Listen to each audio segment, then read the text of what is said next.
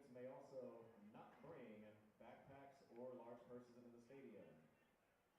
Access to the field is limited to those holding field passes.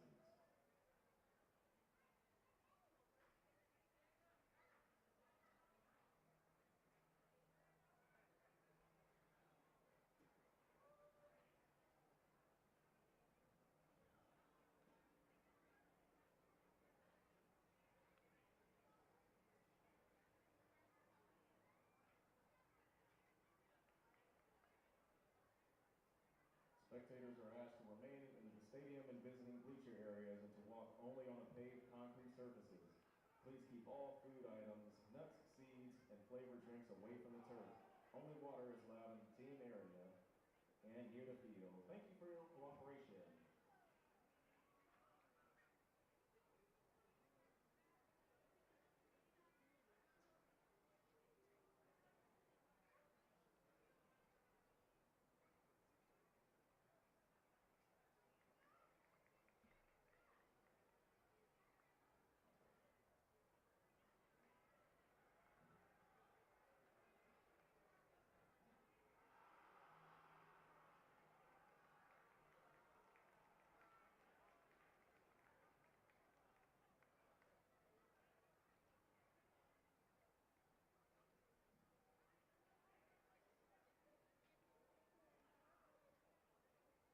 And at this point, we need everyone to rise and remove their hats for the playing of our national anthem, played by our very own Hudson Bay Band.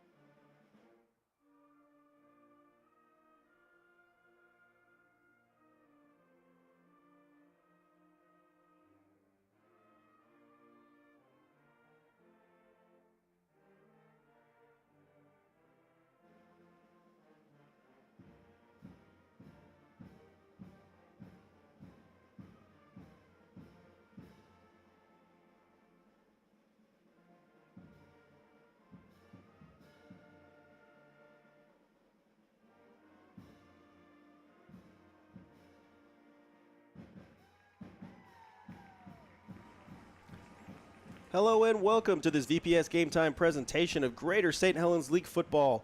Tonight, the Hudson Bay Eagles play host to the Hockinson Hawks. Both teams with playoff aspirations, and this is a big one tonight for each of them if they want to keep forward moving into the final week of the season. My name is Nick Voll. I'm joined by Will Ortner, and this is an unusual night, too, because we have one of the opposing team's coaches in our broadcast booth. Will, tell me about the Hockinson Hawks. Well, this Hockinson Hawks team is very young, and they're looking to build on the early successes that they've had the last couple of weeks. You have a lot of young players, freshmen, sophomores, juniors, who haven't gotten a lot of time yet to see real varsity action. So you saw a slow start at the beginning of the year. But as they've gotten more and more time on the field, the game has slowed down for a lot of them. There have been a lot of great adjustments by the coaching staff, not to plug myself or the other coaches, but, you know, I think it's a very brilliant staff out there, and that's been able to help this Hockinson team find some wins recently. Yeah, I mean, they've really been surging, and it's kind of an opposite story for the Hudson's Bay Eagles. They started off with that impressive 5-0 record, lost their last two, last week losing to 2 weeks ago on our broadcast, losing to Washougal. So some room for improvement, but you also see that the goods are there. They just need to get it back on track. And we're looking tonight to see some great running out of the Baumans. We've got Raphael and Akil Bauman who get a lot of carries. We've also got Talon Guerrero, another skilled running back. So that's what Hudson's Bay is going to look to do, run that ball and establish themselves on the ground. What should we look at here from Hockinson? Who should we be looking for, and what is kind of the style we're going to see? You've seen a big growth right now from quarterback Andon Stenerson. He's been huge in the last 2 wins for the Hawks, not just doing it through the air, but also doing it on the ground. He's been a fantastic leader for this team. And then you've also seen a big growth in this offensive line led by senior AJ there. He's been absolutely killing it, making sure he gets his offensive linemen in position. They're over-communicating with each other. They're not getting beat by surprise anymore. They're seeing things before they happen on the field. You've seen the growth in those 2 positions. That's the quarterback and basically your second quarterback there at center. That has led to a lot of wins from this Hockinson team. If Hockinson's going to win this game, they're going to have to be on their A game, because this Hudson's Bay team, this isn't a slouch. This isn't Hudson's Bay from 5 years ago where, no offense to anybody, but they were kind of a doormat. This is a real legit football team here at Hudson's Bay with a great coaching staff as well. So if the Hawks are going to want to win this game, they're going to have to ground and pound the ball as well. And then defensively, you got to stop the run. If you can stop the Bauman brothers for Hockinson, I think they might have a game where they're celebrating at the end. Yeah, I mean, that's it. We're going to see a lot of ground action tonight, a lot of hungry players who know that this game is important. So I'm really looking forward to this, and we're getting ready for kickoff here from Kiggins Bowl. Gary Boggs Field here at Kiggins Bowl. This is our 8th football broadcast of the year, and we're really excited to bring it to you. It's kind of fun for us doing more broadcasts this year because we get to see the season develop for these great teams. And so it's been fun for us. We're waiting for the officials, and we'll get started. And here we go. A low-line drive kick taken by Raphael Bauman at about the 10-yard line. He's going to look to break to the outside. He's got a little bit of space. Breaks a tackle. He's got a little more room on the outside. He's going to go out of bounds around the 50-yard line. Exactly what Hudson's Bay wanted to start this game. That is tough right there for the Hawks. I know they wanted to keep it away from Bauman because at any moment he can go and take one to the house. It was a huge deal for Hudson's Bay when they were able to beat Ridgefield. Ridgefield accidentally kicked the ball after they thought they had the game-winning score. They kick it to Bauman. He runs it back for a touchdown. That's going to be someone that you're going to want to keep the ball away from if you're the Hawks. Yeah, watch this. He's got that separation speed. He got to the outside and got those yardage. And so Hudson's Bay right on the 50-yard line to kick things off. They've had some different players playing quarterback this year. It looks like tonight it's going to be Michael Miller, a junior. He takes a shotgun snack, hands it off to Bauman. He goes up the middle. That's big yardage. He might go. First play from scrimmage, and Hudson's Bay scores a touchdown. Take a bow, man. That was a fantastic play call there by Hudson's Bay. They're just running a simple ISO play here where you're going to have that fullback, that sniffer position, lead right up and through for Bauman. He hit the hole, and he was absolutely untouched. He had a couple of Hawks not in the right position, couple of arm tackles that he was able to run through and run all the way into the end zone. If you're Hudson's Bay, you could not have started better. If you're Hockinson, you could not have started worse. Yeah, I mean, look at that. 23 seconds off the game clock. It's almost like the old school Oregon Chip Kelly days. I'm wearing my Oregon hat today. Roper with the kick. That is good. One of the big weapons here for Hudson's Bay is they have an excellent kicker in Joey Roper, whose brother Noah is running replays tonight. So, Noah, if you run replays of your brother, please do, and I will make sure I give you a shout-out of that. So 7-0 here, Hudson's Bay. What do you say as a coach? You just got punched in the mouth. Yeah, you got to just let it go. You know, you got to come back to the sideline. There's nothing really there to correct because you've only had one play, and you let the fastest guy on the field touch the ball twice. One was your fault. The second one, obviously, that's a great play call there by Hudson's Bay. If you're Hockinson, you got to let it go. You got to flush it. Make sure that your linebackers are filling the gaps that they need to be. Make sure that your defensive linemen are breaking free. They're not getting blocked, getting stuck on blocks, and you can make the corrections. If you are Hudson's Bay, you're going over to your boys after that drive and saying, we're going to do that all night. Every single play, pound the rock. If we do that, that's going to knock Hockinson off balance, and maybe we can get out to such a big lead early that they fall apart. If you're Hockinson, don't fall apart. Yeah, I mean, that's there you go. It's almost too when you have those big plays, and this is something we saw earlier this year with Skyview against Jesuit. They jumped out to a huge lead. Not that this is a huge lead, but then they sort of stagnated, and so it's hard to keep up the momentum when you jump out to a big-time lead, or an early lead, rather. So it'll be interesting to see how they respond to success. I mean, how you respond to failure matters, right, but how you respond to success matters too. Right. I look to see Hockinson get back and see if offensively they can put themselves back into this game. So Roper with the high kick, fielded around the 15-yard line. Hawkinson's got a little space here to run. Runs into his own player, dives forward. That was a nice return there out of Reese Holmes. Yeah, Reese Holmes, he didn't start the year off as one of the main kick returners for the Hawks, but after a couple of good reps in practice, he slowly earned his way onto getting some valuable reps. That's huge for the sophomore there. He's someone that I know Hockinson, they like his production this year. They like what he's going to do in the future. Yeah, and great blocking on special teams there to give him a little bit of wiggle room. Mm-hmm. So here we go. Hockinson on their first play from scrimmage. They've got one on top and one on bottom. Little man in motion here. Pitch out. Great pursuit there by the Hudson's Bay defense. Stops him for maybe a gain of 1 there. Good bit of running in the end here by Xavier Maitland. Sorry, the light is off in here, and I'm too old to read my paper. Yeah, well, Maitland's got a difficult name at times to pronounce there.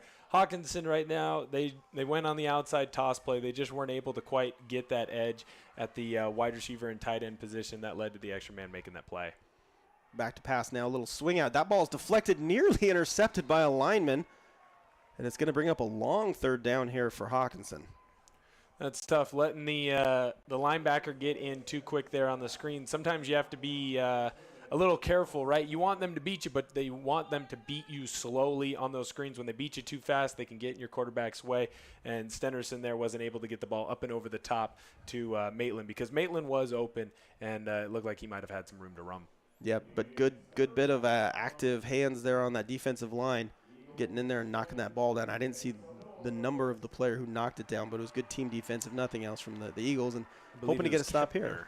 I believe it was Kempner. So swing out there. He's got some room to run. Gets a block. Can't get quite to that first down marker. So a decision here for Hockinson. They're not quite to the 50-yard line, but it's going to be about a 4th and 3. It's a nice play there by Bonifay. Taking the ball, tuck, turn, knife, and get what you can out of it. Nice little tunnel screen there. Action. If he gets one more block or he's able to make one more guy miss, he might be still running right now for the Hawks. That seems to be the one difference. Bauman was able to make a guy miss. Well, really, he made 2 guys miss, and he was running all the way to the end zone. Bonifay made a good play. He was one broken tackle away from a great play. So Hockinson feel like they've got a shot here. They're going to run a little play action over the middle. That's complete. Big first down for Hockinson. Great bit of trickery there on the play action, and the tight end was open down the middle. That's fantastic. That's brother to brother. That's Stenerson to Stenerson right there.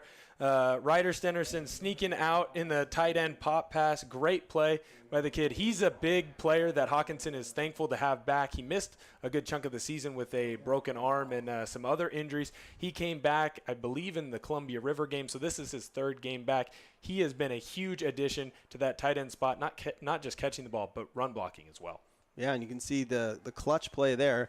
Now he's rolling around, chased out of the pocket, rolling right, throws it out to the sideline, nearly caught. Are they saying? I think they're going to give it to him. What a fantastic play there by Nemo. I feel bad. I've been coaching him for darn near 2-3 months now, and I thought his name was Nemo the whole time. It's Kaysen Niematella. Yeah, that's a fantastic play there by the little guy.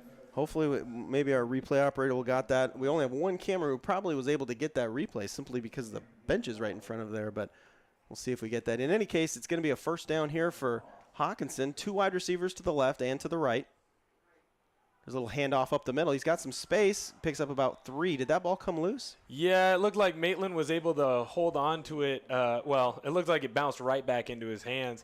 That's lucky for Hockinson. Nice little run up the middle there for Maitland. If he breaks one tackle, he might be scampering. That's a big play, though. Xavier's one of those guys where at the beginning of the game it might be a 3-yard run, but just you wait. By the 3rd and 4th, those turn into big plays. Yeah, as the defense wears down, and here's another 2 out on each side. That ball thrown as a little slant and broken up by the Hudson's Bay defense. That's a tough one. 2 defenders there and not a lot of room. That was a nice play there by Pempler. Just getting in the way. Ryder Stenerson is a much bigger target, obviously playing tight end, going up against the smaller DB. He was able to knock that ball away just in time. He might have been there right on time, as Hudson's Bay might say. Hockinson might dispute that, say he got there a little bit early. But This is Oh, that here's catch that. there by Nemo. Wow. What you a can great- just see he barely gets – he might have gotten 2 feet. That might be an NFL catch, not just a college high school catch. Just incredible athleticism there, and great shot from Camp 4. Cale down there got that for us. Here's a little trickery, a little option to the outside. He's got room if he can make a move. He gets the first down. So great bit of running there just to extend that play out so we could get the extra yardage. That's a great play there by Carter Cameron. Hawkinson's going to do a couple different plays throughout this game to make sure they get the ball in his hand. He's a big, strong, fast wide receiver, and you can see it pay dividends there because he's wrapped up a yard or two short, and he's going to fight all the way to get that first down and do just enough to keep that drive moving. Yeah, I mean, good tackling there, but great drive. Right. He runs through arm tackles. He's a big, strong kid. You can't bring him down with one. You're going to need 2 or 3 guys, or else he's going to carry guys for a couple extra yards every single time. So 1st and 10 on the Hudson's Bay 18. 2 wide receivers on the top, 2 on the bottom. Kind of the formation we've seen a lot tonight. Here's a handoff up the middle. About 2 yards. Good bit of tackling there. Not a lot of space. Yeah, that's a good play by the Hudson's Bay D-line. They got right into the hip pocket. Hockinson had 2 pullers there on that play. You have their defensive end get right into the hip pocket, get down with the pullers. That's going to take you right there to the running back. That's quality D-line coaching there by Hudson's Bay. You don't see a lot of high schoolers with the ability to read not only, oh, hey, my guys are pulling away from me, but if I get into their hip pocket, I can go and make a big tackle. Here's 2nd and 9. A fade out to the wide receiver.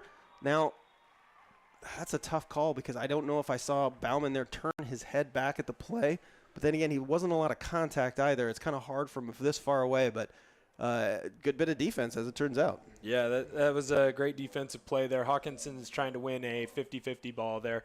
I like the idea, I like the attitude. If Stenderson can put that ball a little bit higher, a little bit more air under it, maybe Bonifay's able to run under it instead of having to go through his defender. Yeah, try to come back at the ball. Yeah, exactly. And it's interesting, too. You know, we saw Bauman on the big offensive line. He makes a defensive play there. It's one of my favorite things about high school football is the two-way players.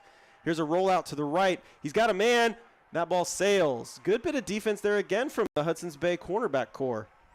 Yeah, that's another ball that was just a little errant there. I think Prepula thought that the ball was going to be more inside. Stenderson tried to throw it a little bit more back shoulder, and they weren't able to connect.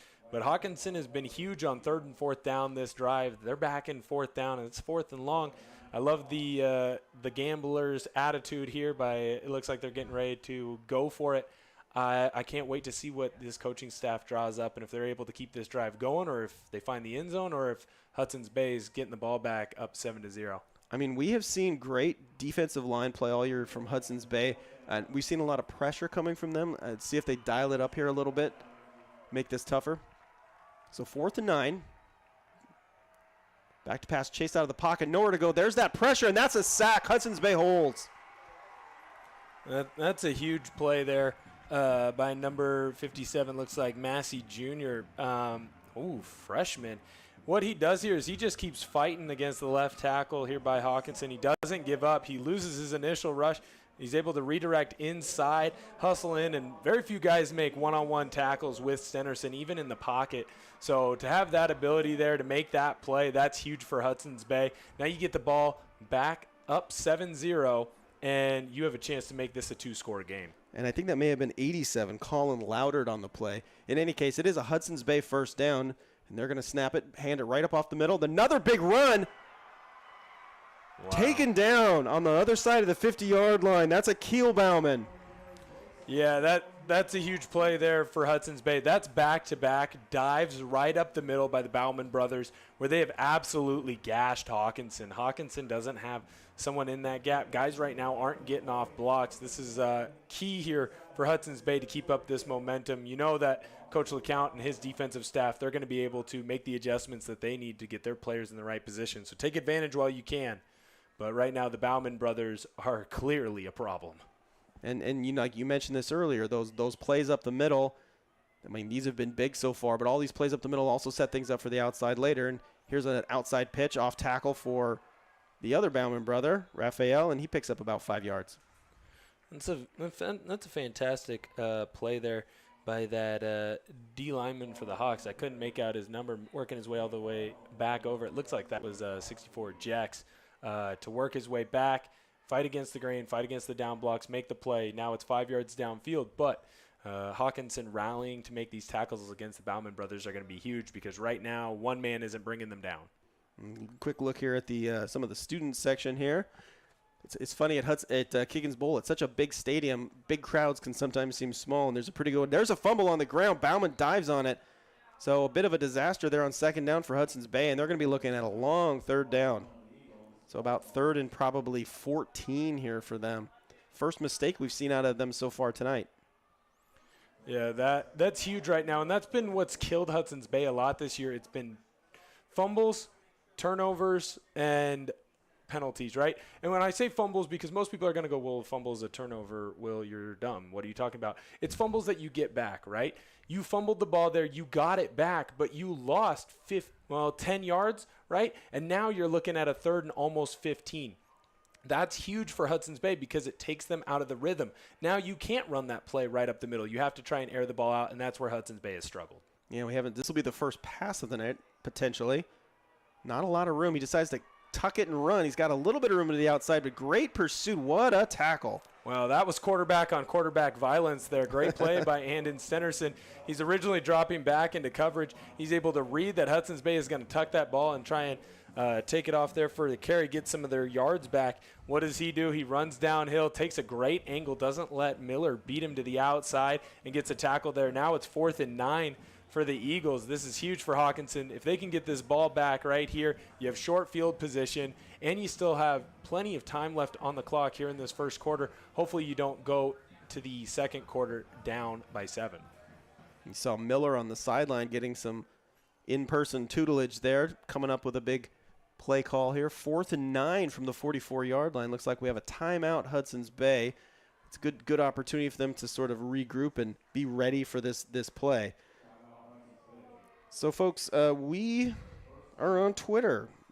I mean, I think some people are still on Twitter, and for now, we are still on Twitter. You can follow us at VPS Game Time. Make sure you head over there and give us a follow. We do like to tweet out good sports news and retweet all the cool stuff happening in our area, so feel free to follow us there, and we might just follow you back.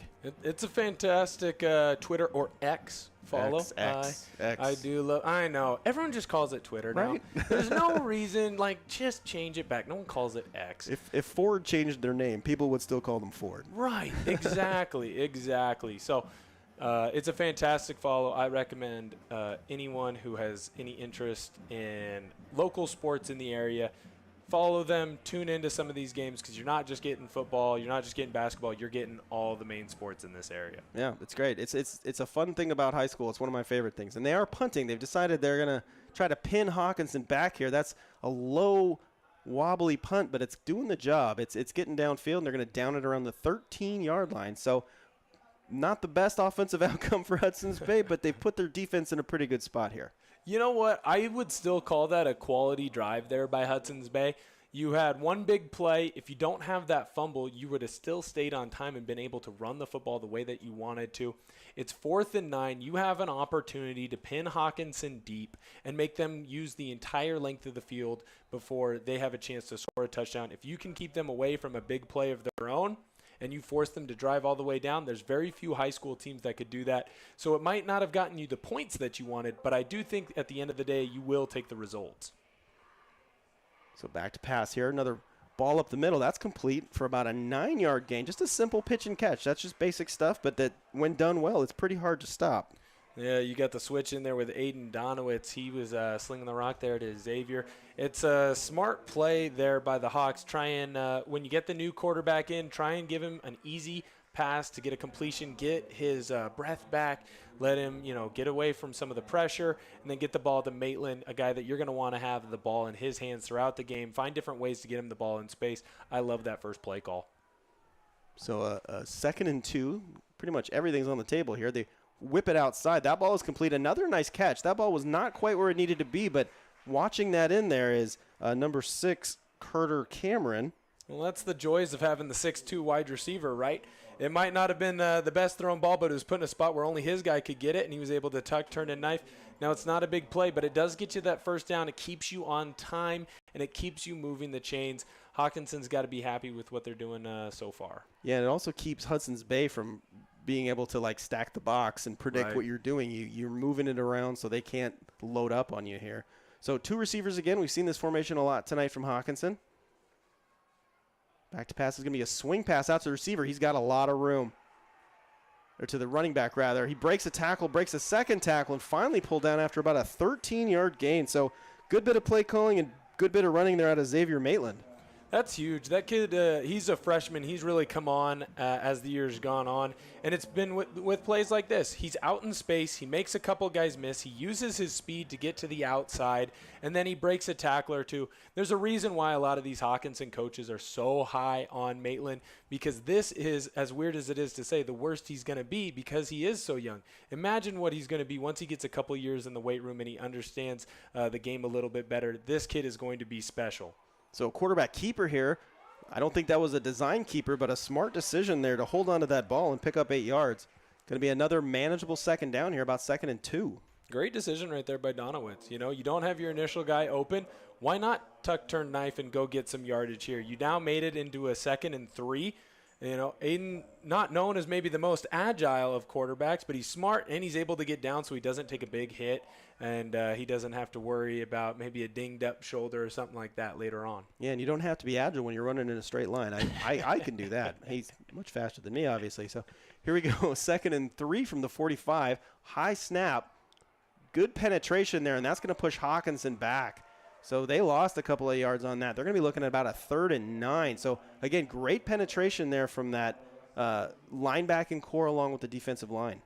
Sometimes other coaches just have a better call than you do, and this is one of those situations where Hudson Bay's defensive coordinator, he calls a blitz to the backside where you have 2 pulling offensive linemen. When you have guys already rushing through with that pressure, they're able to come through untouched. There's nothing that Maitland can do. They were able to wrap him up right as he got the handoff.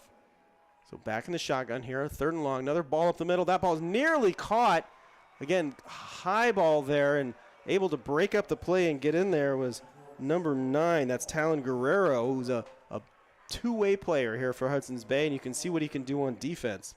That's a big play there by Guerrero to separate the ball carrier from the ball. Not the best throw, but Ryder Stenerson, he's a really good player, and he's usually able to come down with that. Got to be careful there by Guerrero. Too many of those, and you might get a personal foul penalty, and all of a sudden it keeps a drive for Hockinson alive. You know, when your enthusiasm overtakes the situation. But we're looking at another 4th down here for Hockinson. No punt in their game.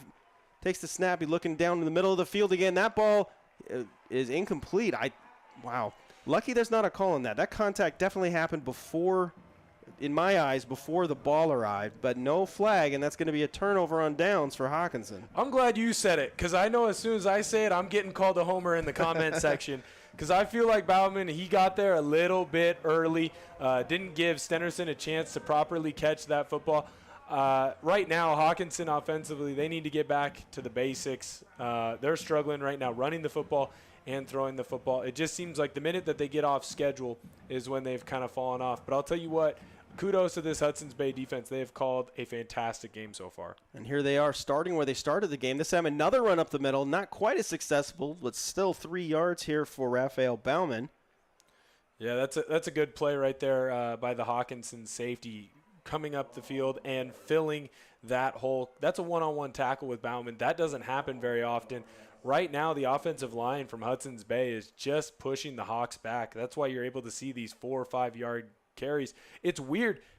Aside from the fumble, this is the worst starting second down play that the Eagles have had, and it's 2nd and 4, which is all that you can want. So here's the snap. He's going to flip it out there. The receiver falls down. That's a tough one. Not a bad toss there out of Miller, and he put it in a good spot, but unable to keep his footing there was a Keel Bauman, I believe. That was Hodges. Yeah, Malachi Hodges. Yeah, so lost his footing, and that's going to be a 3rd and 6 here for Hudson's Bay. It's great coverage right there from the sophomore Gage Prepula. Staying right with his guy, making it difficult. Even if he doesn't slip, I think that's a difficult ball to catch there.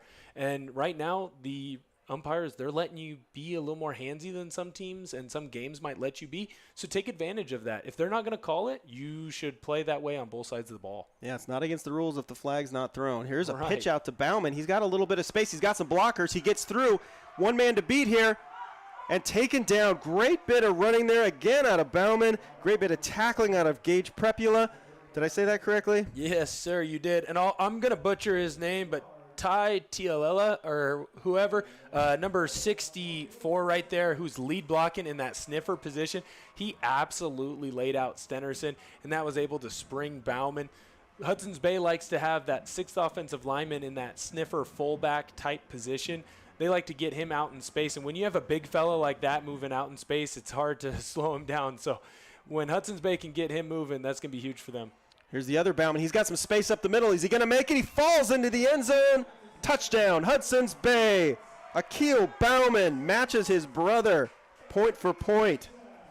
Not to be outdone. That was a fantastic play call there. I just talked about him the play before, 64. Look at him come through. Big kick out block there on the Hawks outside linebacker. You've got Bauman one-on-one. He's going to run through that. He gets an extra 3 or 4 yards into the end zone, running through that arm tackle there by the Hockinson DB. So here's Joey Roper in for the extra point. Hudson's Bay up 13-0. Looking to make it 14-0 right before the end of the first quarter. High snap, and the kick is up and good. This is going to be a huge drive here for Hudson's Bay. It's also going to be a huge drive here for Hockinson. Hockinson, you just got punched in the mouth. You're going to have to find a way to get momentum back on your side. If you're Hudson's Bay, you can't let them have momentum back on your side. I would look to see Hudson's Bay's defensive coordinator dial up some more blitzes now. Put the pressure on Hockinson. See if you can get them down 21-28 early. If you can do that, this Hudson's Bay team might be rolling into next week and tonight with some positive momentum and something positive in the win column. For sure. And for Hockinson, though, we've seen open receivers tonight. We've seen opportunities. For them, it's just about making the throw in the right spot and keeping those balls moving, as opposed to having 2 or 3 plays per possession that are nearly happen. Get some of those to actually happen, and you're back in business here. Right. If I'm Hockinson, I don't change anything that I'm doing right now, aside from there needs to be a little bit shored up on where some of the blocking is happening. Right now you have some Hudson's Bay D linemen that are getting off blocks. It's not that guys aren't in the right position. It's that guys just aren't totally executing. If I'm Hockinson, though, I don't want to change anything because you have guys that are open. You're running the football well. You've just had a couple bad plays go the opposite way. You're still in this game, very much so. All it takes is one big play, and it's a one-score game. So if I'm Hockinson, I wouldn't look to change too much and see if they can get back into this one quick, because Hudson's Bay, they've had a couple games where they've been up big on teams and let them back in. If you're Hockinson, you got to find a way to be that next team to do that. So here's Roper with right off the hands and chest of the Hockinson player. Luckily, his teammate able to fall on it. So they're going to have great starting field position. I'm not sure if that was intended to be kicked right off the player, if it was meant to be one of those squibber scoot type kicks. Right. It wouldn't shock me if it was kicked right there at AJ Valencia. Maybe target an offensive lineman, maybe not the best hands. AJ does have pretty good hands. I'm surprised that went off him and he wasn't able to bring it in. But I'll tell you what, that's a heads-up play there by Lineal Sutton, able to grab that ball, fall on it. The Hawks have good field position again. This is the third drive where they have started in pretty good field position. They need to take advantage. So a tight formation here, and they're going to hand it out up the middle. Good cut there out of Maitland. He didn't have a lot initially, and then made that little lateral step to give himself the space he needed. Right. Hockinson has seems like they've made the adjustment. They've went into a heavier formation there. That's just fantastic running by Maitland, getting what you can get. And we are done with one quarter. A very entertaining quarter of football here at Kiggins Bowl. Hudson's Bay up 14-0. A lot of big plays on both sides of the ball, but only so far Hudson's Bay able to put it into the end zone. We've got some fun stuff coming up for you here, not only in the game itself, but halftime. Make sure you stay tuned for that. We've got some news from around Vancouver Public Schools to share with you. And here's something good coming from Vancouver Public Schools, a great event for students next week called Future You. It's an opportunity for students who are trying to figure out what they're going to do after high school's over. Colleges will be there, trade programs, the military. Whatever option you as a student are into, somebody's going to be there to talk to you about it. Thursday, October 26th, a week from today at 5:30 at Hudson's Bay High School. This is not a Hudson's Bay only event. It's open to everybody, middle schoolers, high schoolers, wherever you go, you're welcome. Come on down. Sounds like a fantastic program. So out of shotgun here, first play of the second quarter. Looks like, is that a different quarterback again? Looks like they went back Stennerson? to Stennerson in that B formation, in that power formation there. You see they bring in an extra tight end, only one wide receiver. It almost looked like the ball got snapped a little early. They weren't expecting it. But it's still a pretty decent little position they're in here. Little quarterback keeper sniffed out by that Eagles defense. So are we looking at another fourth down here? Looking at 4th and 4, about 4th and 5. Right now, that Hudson's Bay defensive line is just winning at the point of attack. They're pushing back that Hockinson offensive line. A lot of the growth and progression that you had seen the last couple weeks, right now the Hawks are struggling a little bit. It's interesting to me the difference in matchups throughout the Greater St. Helens League. Because the last time we saw Hudson's Bay High School, they were pushed around by a bigger, stronger Washougal team. However, Washougal we've seen lose games this year. And so it's interesting to me just to see the difference in style. Because Hudson's Bay has a good offensive and defensive line, but they're not the biggest line. They're winning with speed with the Baumans and with Guerrero and with smart quarterback play. And to see them, it's just fascinating to me, just to see how the different styles mesh with each other, how one team can beat another team, and then that team turns around and beats the team that beat the first team. You know what I mean? Like Ridgefield, for example. Yes, well, the 2A GSHL is maybe the most roller coaster league I've ever seen or been a part of. It seems like right when you think you have it figured out, then someone beats someone they're not supposed to, right?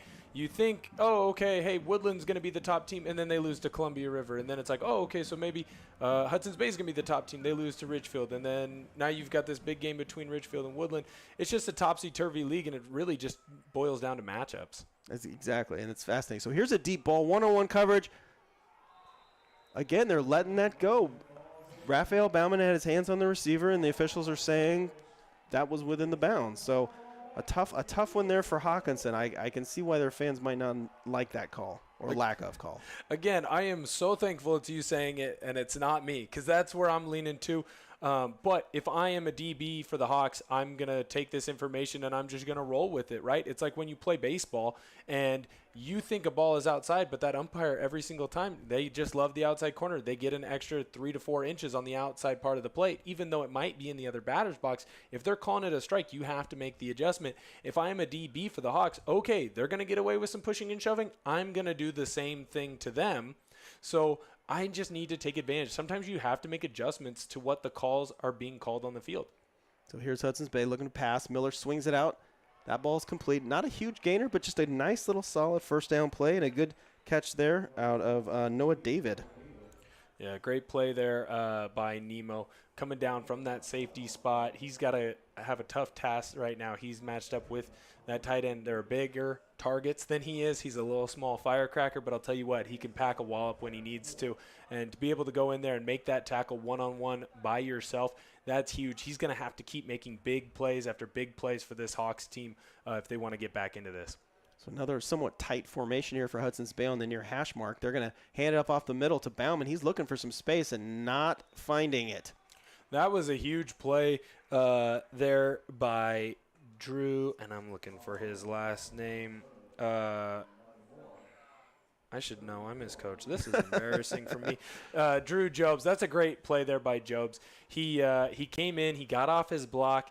They were able to slow down Bauman with, I believe it was Maitland, and then Drew comes in, and he absolutely cleans it up. That's huge for the senior. It's also huge for the Hawks. The defensive line has to start winning some one-on-one matchups if they want to get back into this game. So a big third down here, although I'm sure we're in two-down territory. This time they run a little end around, dragging defenders forward is Jay Pepler. He's not a big guy, but he used his legs there, and he got awfully close to that first down.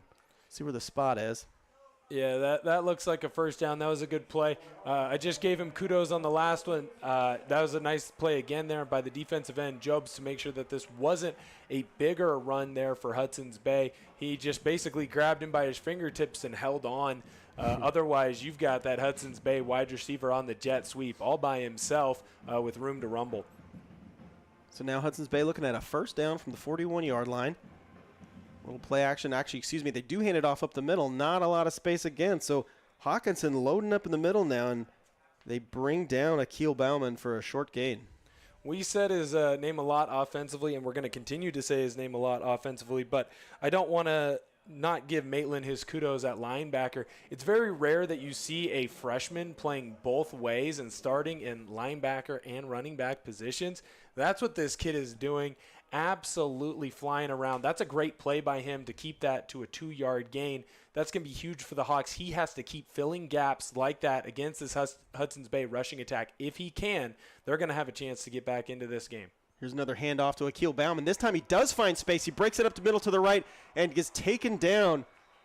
I think he's going to have to yell at his brother for not making that block. That could have been a touchdown, but Reese Holmes with another big defensive play. We've seen him a couple of times stop a runner in their tracks and stop a big play, but look right there. Great bit of running. As much as it hurts me, Talela, I'm sorry if I'm Talea? butchering your name. I know I am. Yeah. That is a fantastic piece of blocking when you're coming through on the trap. You've got the big fella in that sniffer position to absolutely blow up that outside linebacker. That makes the space huge for Bauman to run, and he doesn't even have to worry about getting touched until he's facing that second-level defender. Here's Miller throwing it out there. That ball's picked off. And we've got a return. Not a lot of room there to go, and Hudson's Bay sniffs it out. But Miller trying to get that one-on-one situation, but was well underthrown, and picking it off there was a name we just called, Xavier Maitland. Ooh, that was actually Reese Holmes, Was that Reese sophomore. Holmes? Yeah, it's another double number, 22. Now, I'm going to take right. credit for this because I taught him in science 2 weeks ago as a substitute teacher. And we talked about high pointing the ball. So I'm going to take credit because I'm humble, and I want to have some of the shine on this play.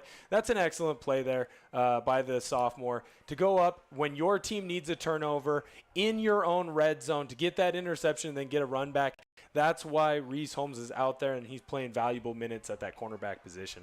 So is that the play? Is that what Hockinson needed to get this momentum going? Nearly caught there. That was a good bit of defense again. This time that seemed to be right on time for the defensive player there. Looks like number 25, Kendall Vaughn, and his helmet came off, so he's going to have to step off for a moment. But right on time there on defense. It almost seemed as if I didn't see the underneath receiver almost played. Right.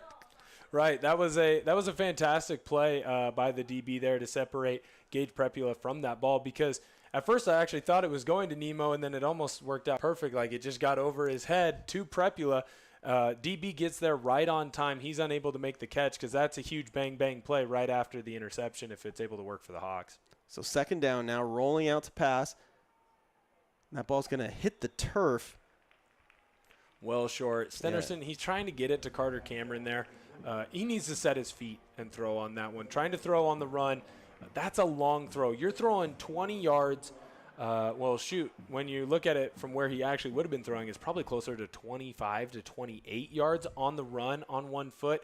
That's just a difficult throw, especially when you got to throw it low with that tight coverage there by the Hudson's Bay DB. Set your feet and really step into that throw. Don't try and throw it on the run. So now facing a 3rd and 10 are the Hockinson Hawks, and they've got 2 wide receivers up on the top of your screen, and shotgun formation. Looks like we may have a timeout. Yet Hudson's Bay takes a timeout here. That's their second timeout. Well, while we've got a moment here, let's tell you about some more fun stuff from Vancouver Public Schools, including Parent Square. It is the new school communication app the district is rolling out to communicate with its parents. You can get going on that if you haven't already, or we're pretty far into the school year, so if you haven't, I would advise you to get going on it. parentsquare.com/sign-in, or you can just go to the district's website. There's a sign-in link there. Make it easier on yourself. So it's a good opportunity to keep up with your child's education, talk to their teachers, yeah. I'll tell you what, as someone who fancies themselves an educator, even though I'm more of a substitute, I'll tell you that it's important to always have constant communication between your parents and your teachers and your students, so that way everybody knows what's going on. And No one falls through the cracks. Nothing kind of sneaks up on anybody. Everyone knows what they need to do and how to get the job done. And then also, as a parent, if you want to help out your student, this would be an excellent way to kind of get a refresher maybe on some of the things that they're learning. Because I'll tell you what, there are times when I go back in the classroom and I go, oh, I don't remember this. You hear that a lot with math. Here's a little swing out. Nearly, he got that first down. Wow, kept on his feet. There was nearly a shoestring tackle, and was that Maitland again? That was Shea Yarborough. That's a great play there by the junior, fighting through adversity. It's a nice little swing pass. We haven't gotten a chance to call his name, but he is an electric player out of the backfield for the Hawks. He breaks one tackle. Well, shoot, he dang near breaks four as it takes a gaggle of Eagles to bring him down. That's fantastic play call right there by offensive coordinator Josh Racanelli. Get one of your playmakers the ball in space. Even if he doesn't get the first down, he's going to put you in a spot where he sets you up for the opportunity to go for it. And Shea just does what he does, and he breaks a couple tackles, and he gets the job done to where you don't have to worry about, do you go for it on fourth or not? Absolutely, yeah. And you see we have an injured Hudson's Bay player coming off the field now under his own power, which is good news. That's Talon Guerrero, a very important player on both sides of the ball here for Hudson's Bay. And hopefully he's just walking off a cramp or something. We'll see him back in the game a little bit later. Yeah, that would be a huge loss for the Eagles. The senior has been flying around for them. He's a little bit of their tone setter as we go through here. And that ball, again, you talked earlier about an early snap. It didn't appear the quarterback was ready. Stenson was ready for that ball. And, Stenderson, and a big break for Hudson's Bay on first down, a little bit of self-inflicted damage from Hockinson. Yeah, that's exactly what we talked about with one of the Hudson's Bay drives that didn't end up in 6. They had a bad fumble. They fell out of their timing progression. They fell off schedule, as a lot of college football coaches will call it, and it killed that drive. This is going to be huge for the Hawks right now because they can't let this kill this drive. When you're down 14, you got to find a way to get into the end zone, especially with the way that Hudson's Bay runs the football, so you know you're not going to get as many opportunities as you might in a normal game. So 3 receivers on the bottom of the screen. He looks for it, not there. Great bit of pressure, and down he goes. Good bit of penetration again out of that Eagles defense, and it looks like I'm trying to find a number on that young man. It looks like 95, and I don't have a 95 on my roster, but it is an excellent bit of pursuit there and pressure from that Bay defense, and now Hockinson facing a very long third down. Well, that's just a good play there by number 95. I wish I had your name. I'd love to shout you out.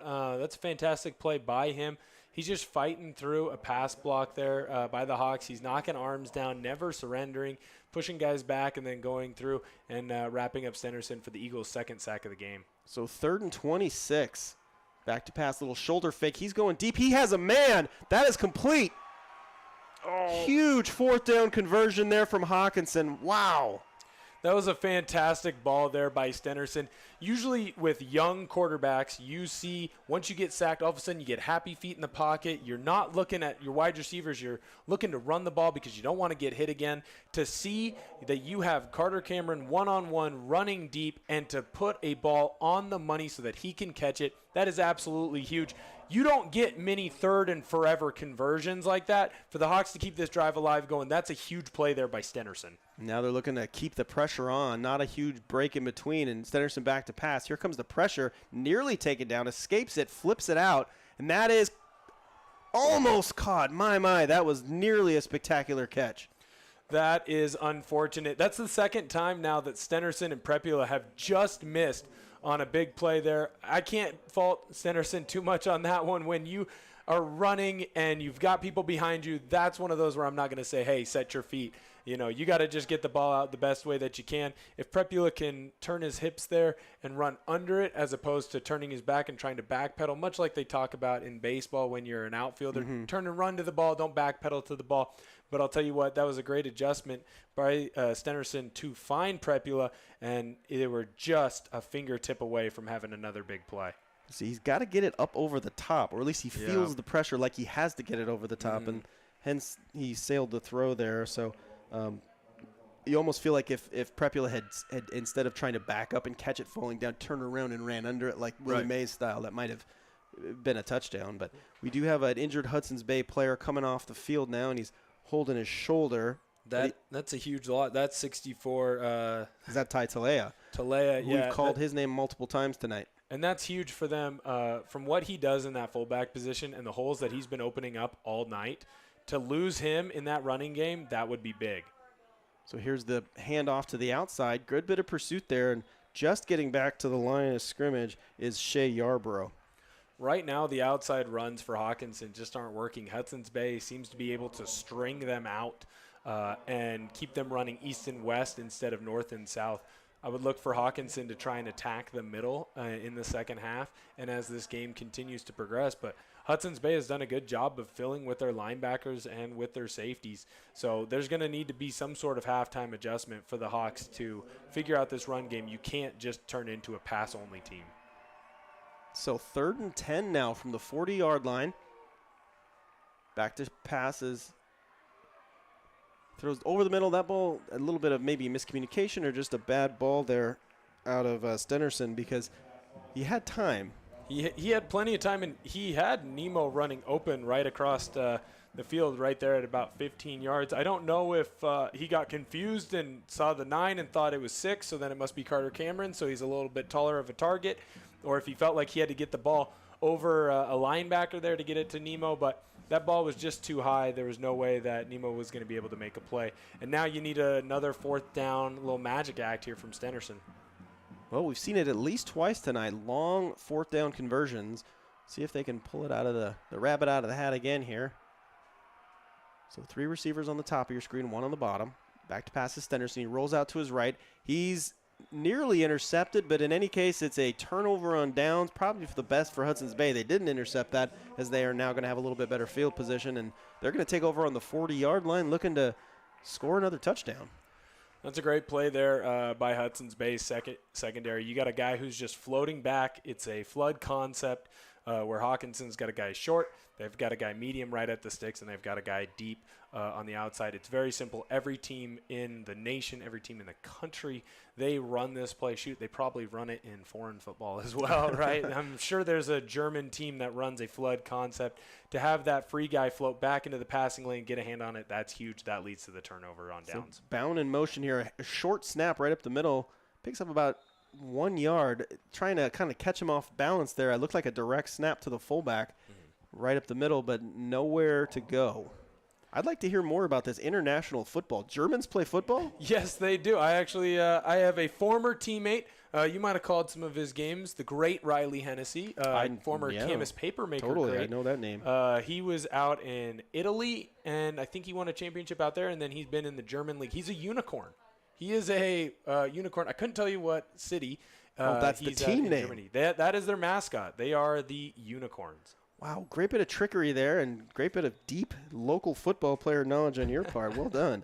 So Akil we Ballin played together. I had to show a little bit of love to a former teammate. Well, and if you follow high school football in this area, you know that name.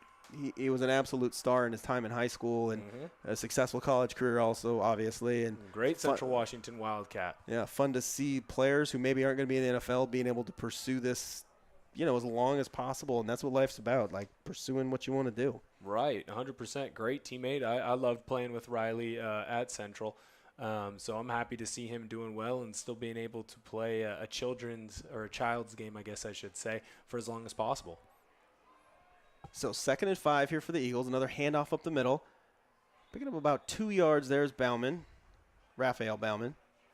So a manageable 3rd down here for Hudson's Bay. 2.5 minutes left here in the second quarter, and this quarter has flown by. Right. Well, when you run the football the way that both of these teams do, the game can move quick. But I'll tell you what, I saw a big difference in the push that you got offensively from Hudson's Bay once Talela ended up. He's out still, right? He had his shoulder injury, it looked like, when he came off on the sideline. You don't have him in that sniffer position. You basically don't get that extra offensive lineman. I saw a huge difference in the type of push that Hudson's Bay was able to get. Hockinson has to be smart here, though. While it is they aren't going to punt. It looked like maybe Hudson's Bay was looking at an opportunity to punt. Hockinson has to be smart here. This is the perfect hard count opportunity. Hockinson has had issues in the past of jumping off sides in situations like this. If you don't jump off sides, you got a chance to get the ball back and really win that hidden 8, right? The middle 8 of a half. If Hockinson is able to get the ball back and they score, they get the ball to start the half as well. All of a sudden, you can have a 14-point swing without Hudson's Bay's offense even touching the ball. It's a tie game. It's basically back to being 0-0. This is going to be huge here for the Hawks. If they can stop Hudson's Bay, they're going to go into their 2-minute offense, and if they can pick Bay apart as they move down the field, all of a sudden this is a completely different ball game. Yeah, and Hudson's Bay looked like they were definitely trying to sneak up to the line there, and when that wasn't there, they called the timeout right away. So they're going to punt it here. Hudson's Bay, playing the safe game here, going to try to punt it and use that stout defense to prevent the Hockinson Hawks from scoring here in this half, and looks like they might bring the house here. There's one returner back there, and that's going to be Kaysen Nimatalo. Ooh, fake. Oh, a fake. Did he get there? Yes, he did. That's a huge call there. They got the ball to Bauman in that up back position.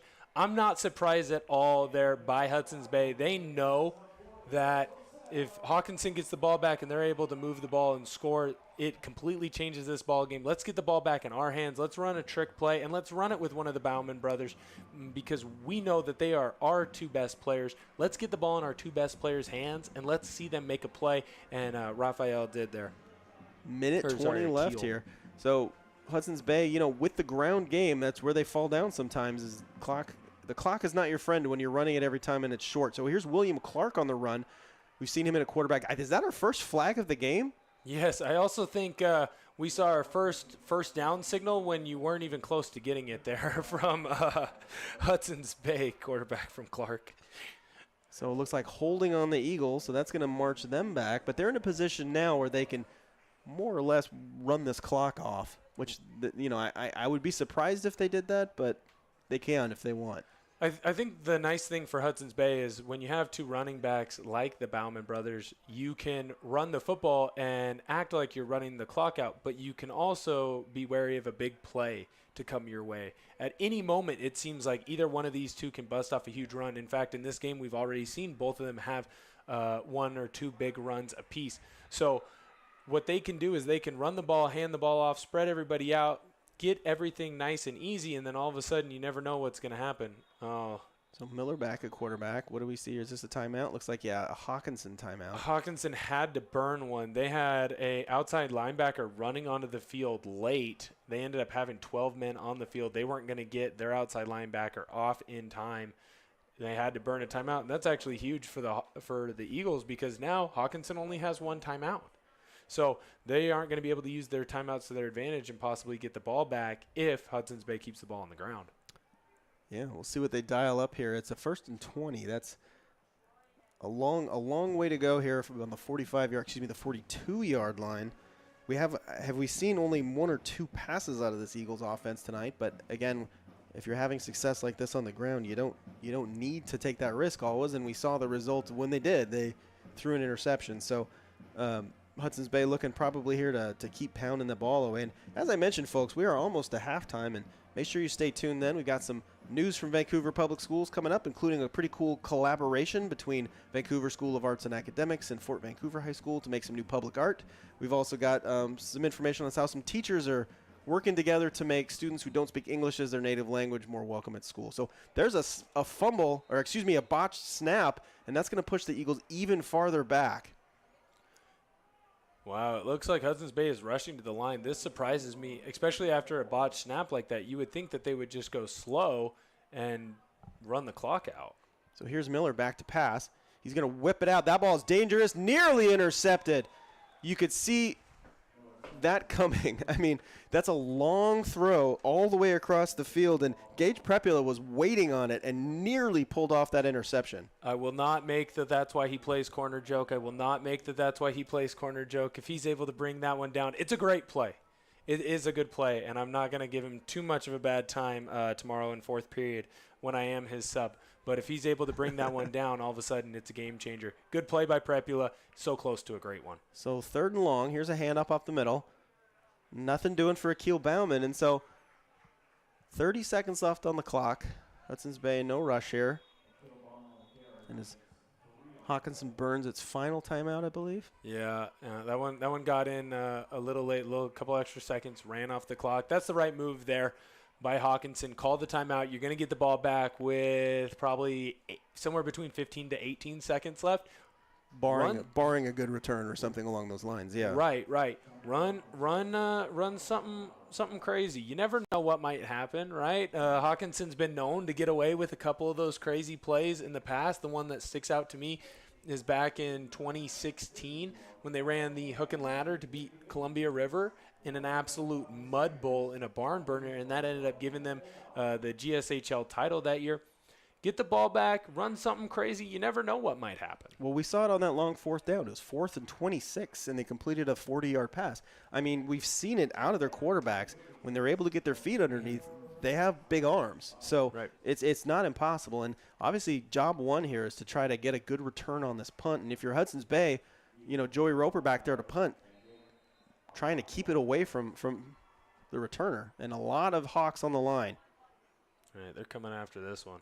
Good punt, end-over-end punt here from Roper, but he kicks it away and gets a great Eagles bounce. It's going to go out of bounds around the 22, 21-yard line.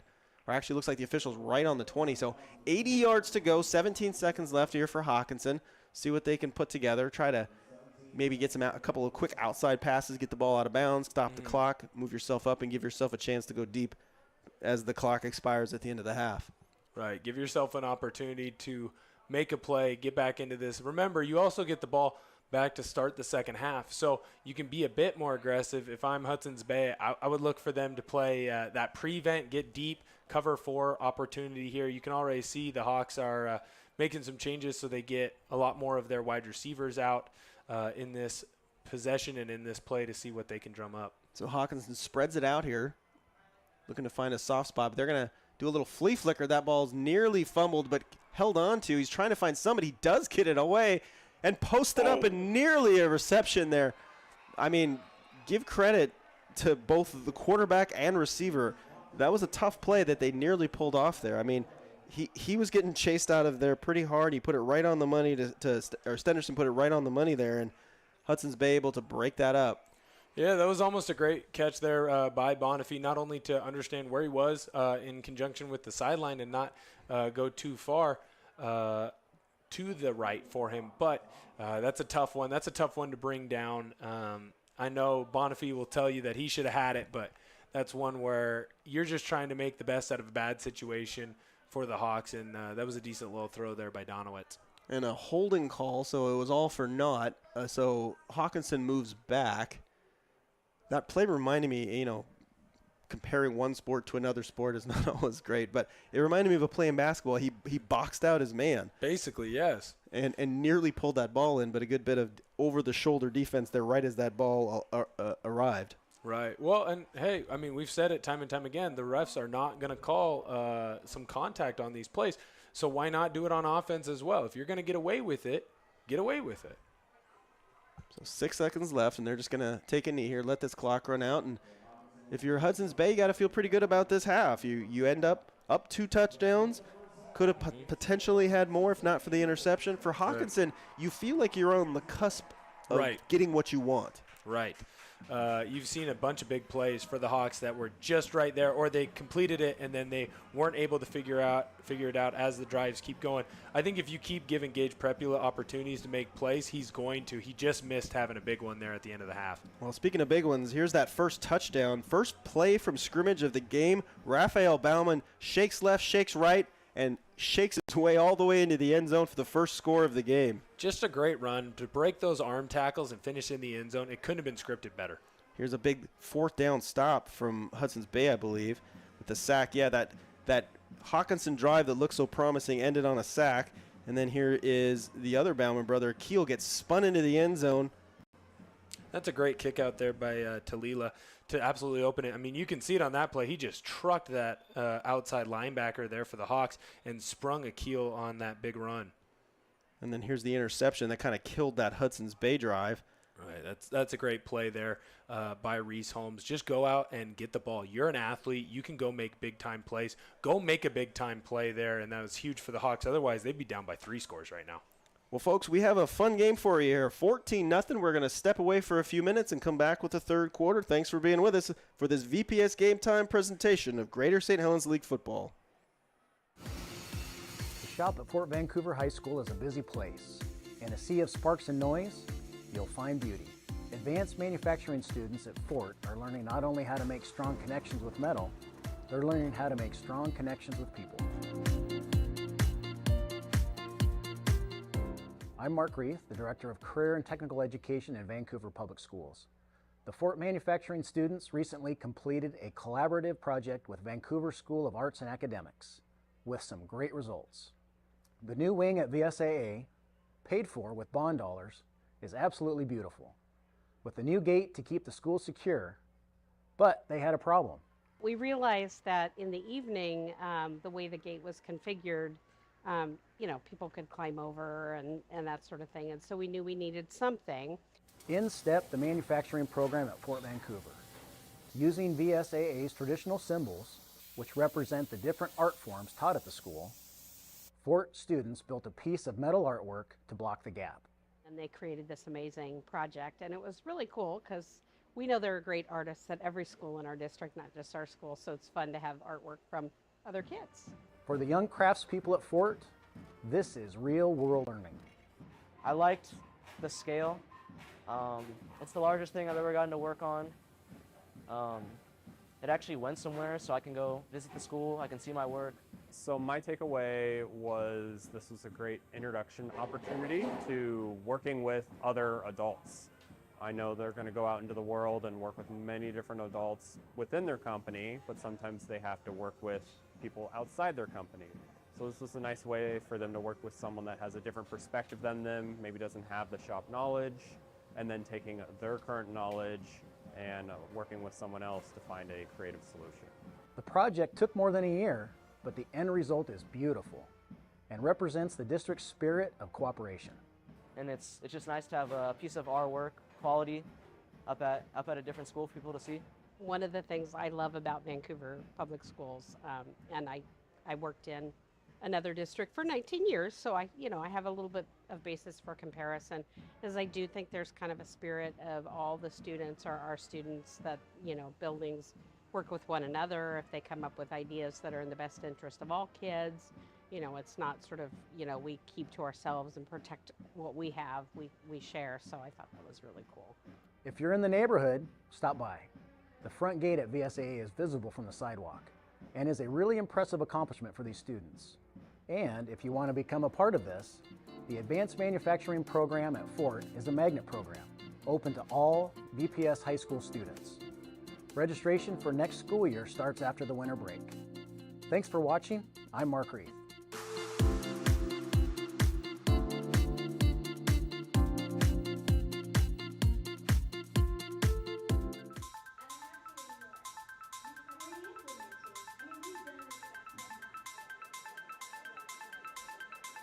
Yeah, so today's training was all about academic language development and specifically supporting our multilingual students, middle school through high school, for content teachers and all disciplines of teachers, so that our students get the language support that they need so that they can develop those skills that are going to make them successful in life.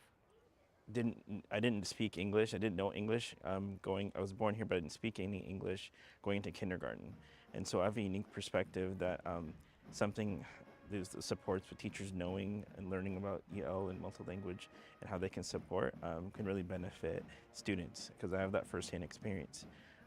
We didn't have those type of things in 1988 in North Bend, and so I felt very alienated.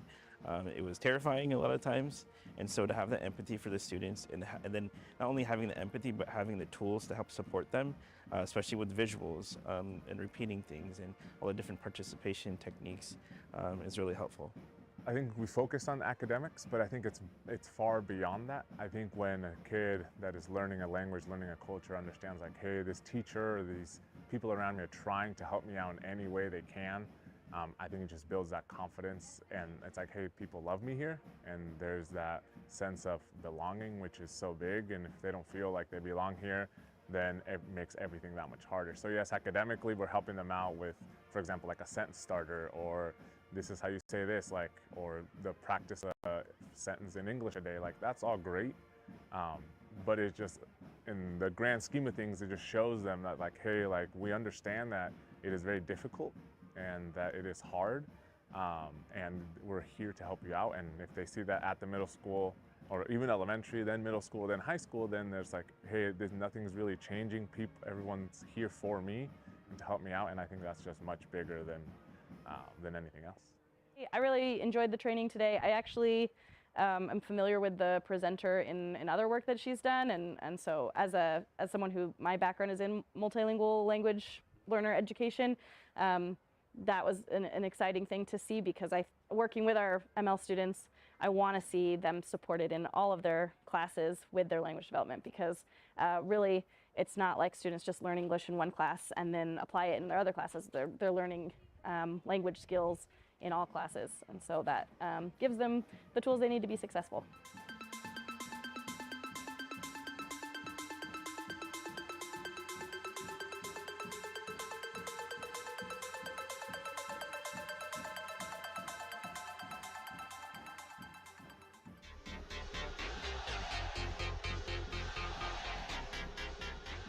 Sportsmanship means like a safe environment, but also being competitive. Well, you have to learn how to lose graciously and also win the same way. Sportsmanship to me means making the field of play and whatever sport you're playing in a better place for the other people who are playing in it, as well as the fans and coaches that are coaching and watching. Sportsmanship means to be positive no matter who you're going up against or where you're playing. It's just like getting along with each other, even if we don't like each other. It's still like respecting each other. You don't have to like somebody, but it's nice to respect someone, especially with a sport that we all enjoy. While sports are fun, it's also developing character, and to be a good character, you have to show good sportsmanship. So it's sort of setting you up for the real world. I think it's really important because it shows the type of person you are, and having good sportsmanship, that's what makes you a good player. It really shows that you care for the team, and you care for the people that are on your team, and that you care for the sport as well. It makes me feel as a player like I want to keep on playing the game, you know? It makes other people want to come back and like play their sport. I mean, why would you come to a sport that you love to play but hate it because of the people there? If you have a bad experience, you're not going to want to do it, especially if it's your first year. If you have a bad experience, you're not going to want to come back and do it. It's a good way to make friends easier, and you don't want to have fights or just beef with anyone. Because, you know, you're going against them in a game, but it's like we're still all friends. We're all doing the same sport. So it's like we're just here to have fun. So why not support each other in that? And so those are always the best games.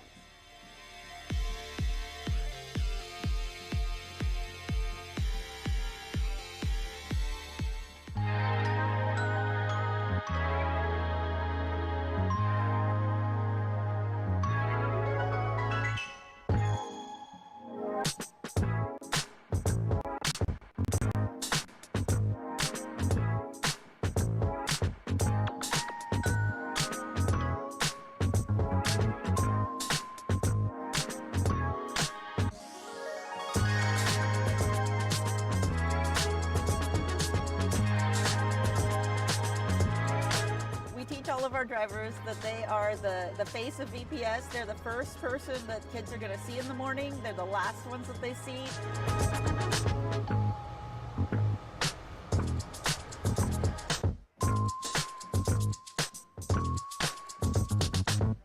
So we have a cold weather front coming in from the north and a wet weather coming in from the west, which means we could be looking at a 90% chance of some snow, so be safe out there. But the school closed.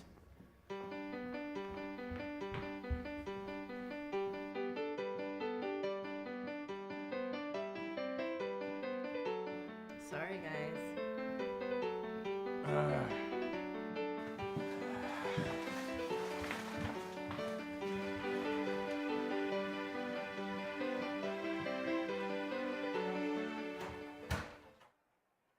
September through June, John Arwarding teaches PE and health sciences at Columbia River High School. Over the summer, he spent a week learning what it takes to be an emergency medical technician. Just got called out on our first call, which was interesting and eye-opening. He's not switching careers, he's exploring what it takes to be an EMT, so that his students can pursue their dreams. I'm armed with a lot more information after doing this. Welcome to Learning to Work. I'm Mark Reith, Director of the Vancouver Public Schools Career and Technical Education Department. Throughout the summer, we send teachers on paid externships so that they can pass along firsthand knowledge to their students. We'll get call after call after call, right? And so you don't want to have to drive all the way back to the station, fill up, and be out of service. When we caught up with Mr. Armerding, he was spending time at Clark County Fire District 6, having already visited the Northwest Training Center and AMR. You always have a picture in your mind of what a job is. So it's been really neat to actually kind of learn more about these different careers, what their days are composed of, what it requires of the individuals that take on these challenges. So it definitely helps to contribute to that respect that I have for first responders. Everybody wants to know what firefighters do. So getting a little look behind the curtain, I think is good. It's good for him to come in and anybody else to come in and take a look at this. It's good for us to show them what we do and to kind of understand, when the bells do go off, what happens. And so, I mean, for us, it's exciting. Mr. Armerding hopes to convey that sense of excitement and duty to his students. In the health sciences class that I teach, EMT is one of the modules that our students work through. So I was interested in just learning more about what the career opportunities are locally with that and how students can go about continuing their education. For students, it's important, really for him to bring back just the pathway. How do you get into the fire service, right? And not even necessarily the fire service, it's any part of the pre-hospital is what he's basically looking at. Really amazing work that is done, but can also be really challenging work. Mr. Armerding is impressed with the professionals he's working with, and they're impressed that teachers like him are doing whatever it takes for their students. I mean, this is their time off. This is their summer, and they're extremely busy during the school year. So for them to take that time off and educate themselves in whatever field it is, I think it's amazing, and I think it just shows their dedication to the profession. The firefighters asked us to share that students have a chance to get involved by joining the local cadet program. Cadets get firefighting training throughout the year, which prepare them for potential careers in firefighting. Students can contact Fire District 6 for more information. Thanks for watching. I'm Mark Reith.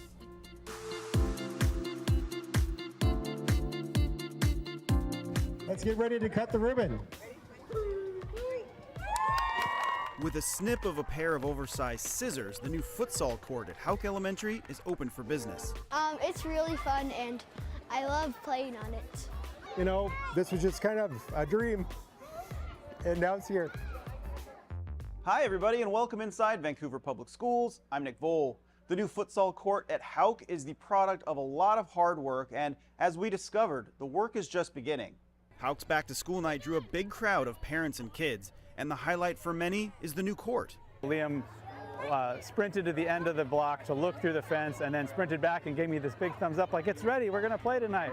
So what exactly is futsal?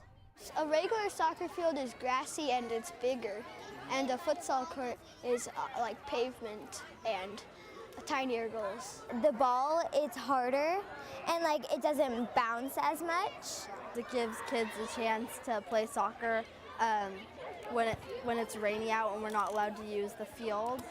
That translates to more kids playing the beautiful game. All you need is a pair of shoes. You don't need shin guards, you don't need to pay a bunch of club fees to play for a club. So it really is access for all kids to play. My perspective, it does take them off of the one thing that most parents deal with is a device. So less screen time, more play time. For me, sports was everything, right? That's how I learned to relate to others. That's how I learned to, just be a kid, and to be able to go out and express yourself, be yourself, and be in a spot where you're having fun and enjoyment. It's safe. All these things is massively important. It took a lot of community partners to bring the court to Houck, including Operation Pitch Invasion, a nonprofit devoted to bringing soccer to kids. The Portland Timbers and Thorns, the Houck Foundation, the Vancouver West Soccer Club, Houck Parents, and many more all contributed. The game is a community game. The game is a game for all of us, and so it's not just us as a club, but it's how we connect with the community, and I think this is as important as anything we do.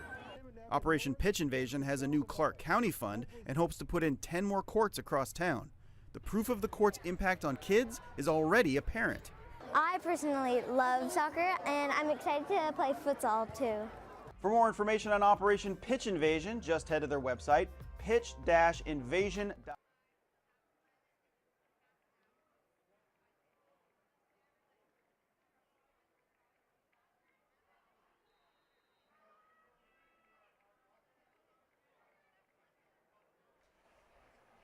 All right, welcome back to Kiggins Bowl. It is a 14-0 Hudson's Bay lead entering the second half. Hockinson with the return here, looking to make some noise and get back into this football game. Great run all the way up to the 47-yard line. Huge play there by Reese Holmes.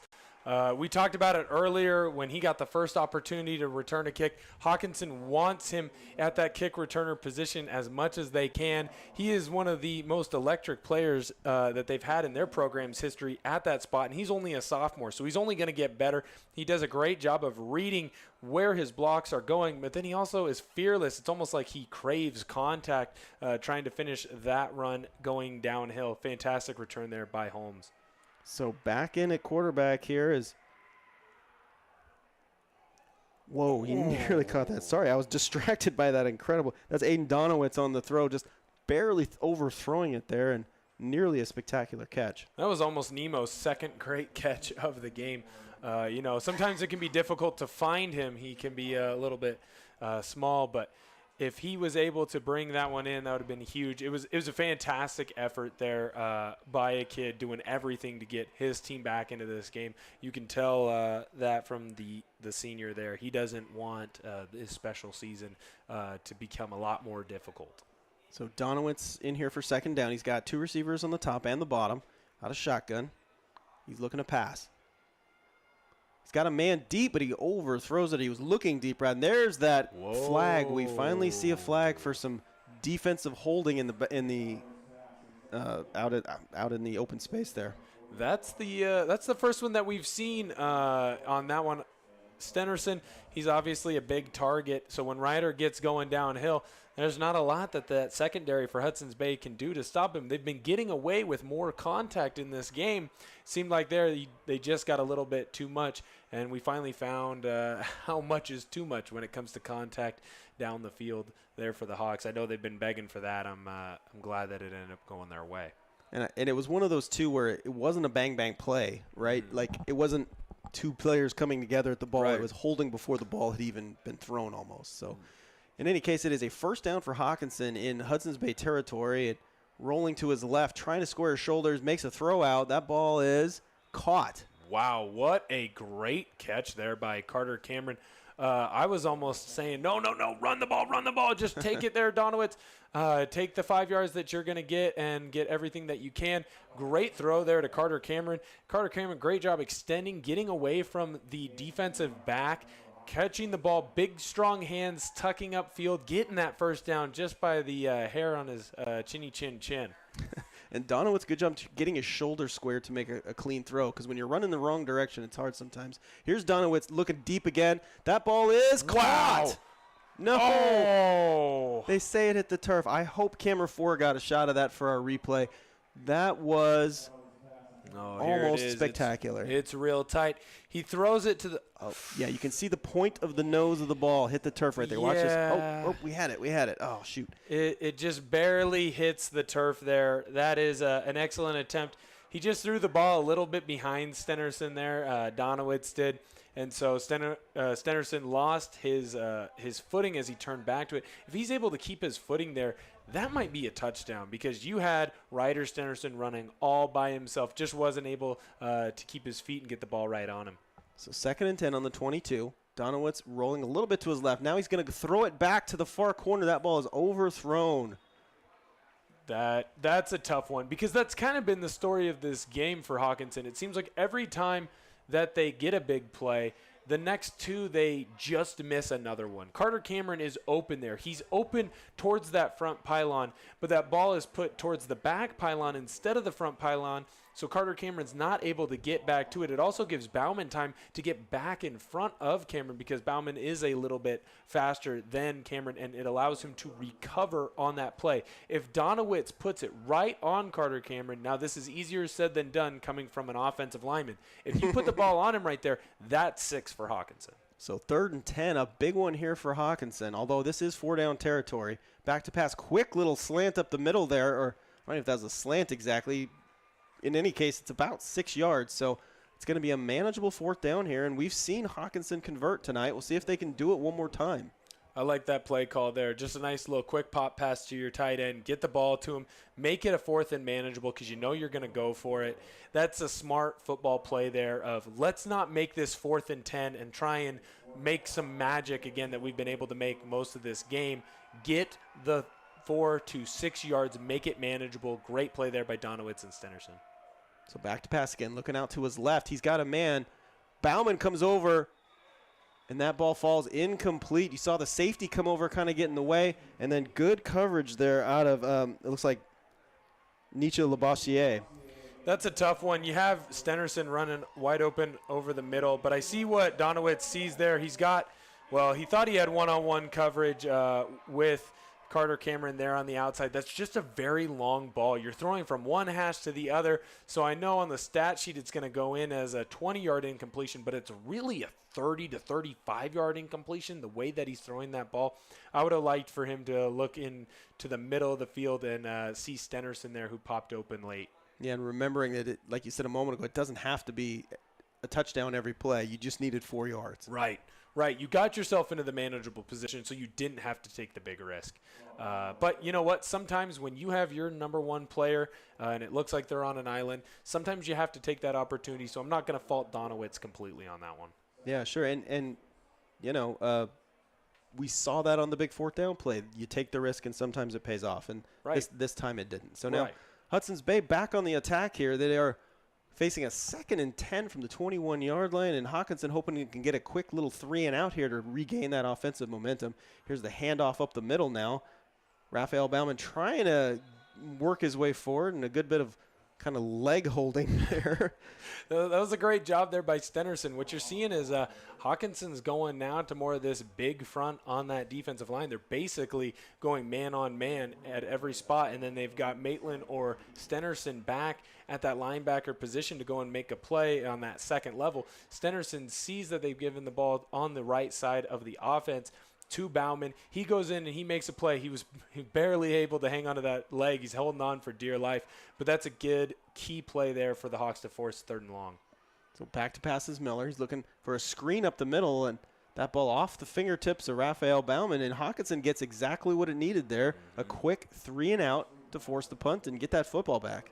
Yeah, and that's not what Hudson's Bay wanted right there. It was an interesting little mess of where you had Jobs, you had Jackson, you had Nick Marcaron there on the Hawks defensive line getting pressure in the quarterback's face, but you also had guys like Maitland and Bonifay and Stenerson who were all right around that running back looking for the screen there. Makes it a difficult, almost impossible throw to make. So back to punt is Roper. He gets another pretty good end-over-end punt. This one's going to be returned. Good little inside cut there to pick up an extra 6 yards. So we've seen excellent special teams play tonight out of the Hockinson Hawks, and Kason Nimatalo on the return there puts Hockinson at the 40-yard line. Huge run back there from Nemo. Hockinson, you have to make a play here. This is a big key drive. You don't want to keep building this game where you are giving the ball back to the Eagles with being down 14 points, 2 scores. You need to get into the end zone. You need to come away with points here and make this a 1-score game, because what does Hudson's Bay love to do? They love to run the football, and that's what you can't have right now. So shotgun formation here. A lot of wide receivers out here on the left-hand side. Back to pass. That ball is knocked down. Good bit of defensive pressure there. And it looked like Jeremiah Moen on the swat. I think that might be the best thing that the Hawks could have had there. You didn't have any wide receiver or running back that was open. It just seemed like Hudson's Bay, they put that little seatbelt on them. You keep seeing them do that celebration where they're clamping down the wide receivers. They definitely had Hawkinson's wide receivers clamp down on that one. Sometimes an incompletion is the best case scenario, and I think that's what it was there for the Hawks. Yeah, that makes sense. It's just a reset. You lose it down, but you keep your position and don't give up momentum in any way. Right, or a turnover. Yeah, worse still, correct, yeah. So looks like we might have a timeout on the field, or the officials are stopping play to get a Hudson's Bay player off the field, make a substitution of some sort. I don't know if a helmet came off or something, but in any case, there is a substitution for the Eagles, and Hockinson looking to get going on 2nd down. So back to pass. Rolling out to his left. Not a lot to do, but this time he flips it out. Just patience, and he finds the man. That could be a touchdown. Will he get through? Yes, he does. Touchdown, Hockinson Hawks. Huge play right there by Donowitz and Carter Cameron. Way to keep your eyes downfield as you're rolling out. Look, we can see it here on the replay. As Donowitz rolls out, he doesn't do what most young QBs do, and that's where he looks to run. He's looking for Carter Cameron. You can see the communication. Get the ball to your number 1 wide receiver and then go make a play, big fella. Break 2 tackles there. Get into the end zone. Great piece of blocking there by his extra wide receiver. This is huge. You are back into this football game. You're down by 1 score, and only 4 minutes, not even 4 full minutes, have gone off in the half. That is huge for Hockinson. All of a sudden, the momentum might be switching back to your way. So here in for the extra point. See if they can put the capper on this drive. That ball is blocked. So no good on the extra point. 14-6 Hudson's Bay, and anytime you've got a close game and you see a failed extra point, you always wonder, in the fourth quarter, is that going to matter? I guess we're going to find out. Is that going to come back to bite you? Because now if you get a score, you're going to have to go for 2. But I'll tell you what, right there, that is Hudson's Bay taking advantage of, honestly, not a good block there on the right side edge player. You can see it. He doesn't step out. You have a free runner in Bauman, I believe that's Raphael. He comes free, absolutely untouched. When you're that edge player, you have to step down with one arm, but you have to get that outside arm back out so you can at least hit Bauman on the hip. If you hit him on the hip, he's not going to be able to run that corner that tight. He's not going to block that play. You don't get a hand on his hip. He is fast enough that he can get that edge just like he did and make that block. That is a huge play from Hudson's Bay on taking advantage of what the other team gives you, and that's huge on Hockinson for not having the discipline to do your job. And we'll see if it costs him. And it's going to be a kickoff here. We got in the backfield or in the return spots here for Hudson's Bay is Nietzsche Labossiere, and it looks like Johnny Porter back to return this kick. So, we see those skill positions with the Bauman brothers. They're not putting them on special teams, giving them that little bit of break from that punishment that is special teams. Right. And you see them on both sides of the football, so it's nice to give them a breather and also give some of these other talented skill position players an opportunity to show what they can do. We've seen Labossiere a few times make some big plays, and we haven't heard his name a lot tonight, but he is a very talented guy, and as is Porter. So here's the kick. This one's going to go out to Porter. Oh, that's going to be just too far to the edge there by Holmes. That's the older brother. I believe that's Trevor Holmes who kicked that ball off. You got to keep that one in the field of play. I see what you were trying to do. Sometimes you get an unlucky bounce there, but that's huge because now Hudson's Bay gets good field position. I believe they're starting over at the 35. So Hudson's Bay with good field position, hoping to get a little bit more going than they had in their first possession this quarter. And again, you mentioned barely any time has gone off this clock. So Hudson's Bay looking to do what they do. Maintain possession, wind the clock down, pound it on the ground, and if you're an Eagles fan, hopefully score 6 points at the end of it. Right. I'm still not seeing the return of Talela yet, and that's been huge as he's been out for the Eagles. You've seen it affect their run game. Well, speaking of the run game, there's Raphael Bauman spinning his way to a first down. Right. I mean, that's the ultimate announcer's jinx there. As soon as I say it, you go and have a big run there. Nice try by Maitland, just unable to get Bauman, and once Bauman gets ahead of steam, he's going to be a hard guy to bring down. You're going to need 4 or 5 Hawks to get him down. It's not going to be one-on-one tackling. So a good first down run here. Hudson's Bay nearly in Hockinson territory. We've got Bauman in motion. They're going to give it to him on an end around. He's going to have a little bit of space to run. So a good block on the outside, staying on his feet, and there's another Hudson's Bay first down. Well, that's huge right now. They're trying to find new ways to get Bauman the ball and get the ball in space. Early on, they were running the ball with him right up the middle, and it was working because you had that big sniffer that was able to open up some holes. Once your sniffer gets hurt, now you're going to find a different way to get him the ball and get the ball in space, get him on the edge on that little jet sweep action there like Oregon State used to do with James Rogers. Just find a way to get your fast guys the ball in space. He's been making Hockinson pay. That's back-to-back 10, 11-yard runs there for the Eagles. So 1st and 10 from the 42. Here's Bauman in motion again. This time it goes up the middle. And a nice little 4-yard pickup on first down. Now, I've heard you say the phrase sniffer several times tonight. For those who don't, what is a sniffer?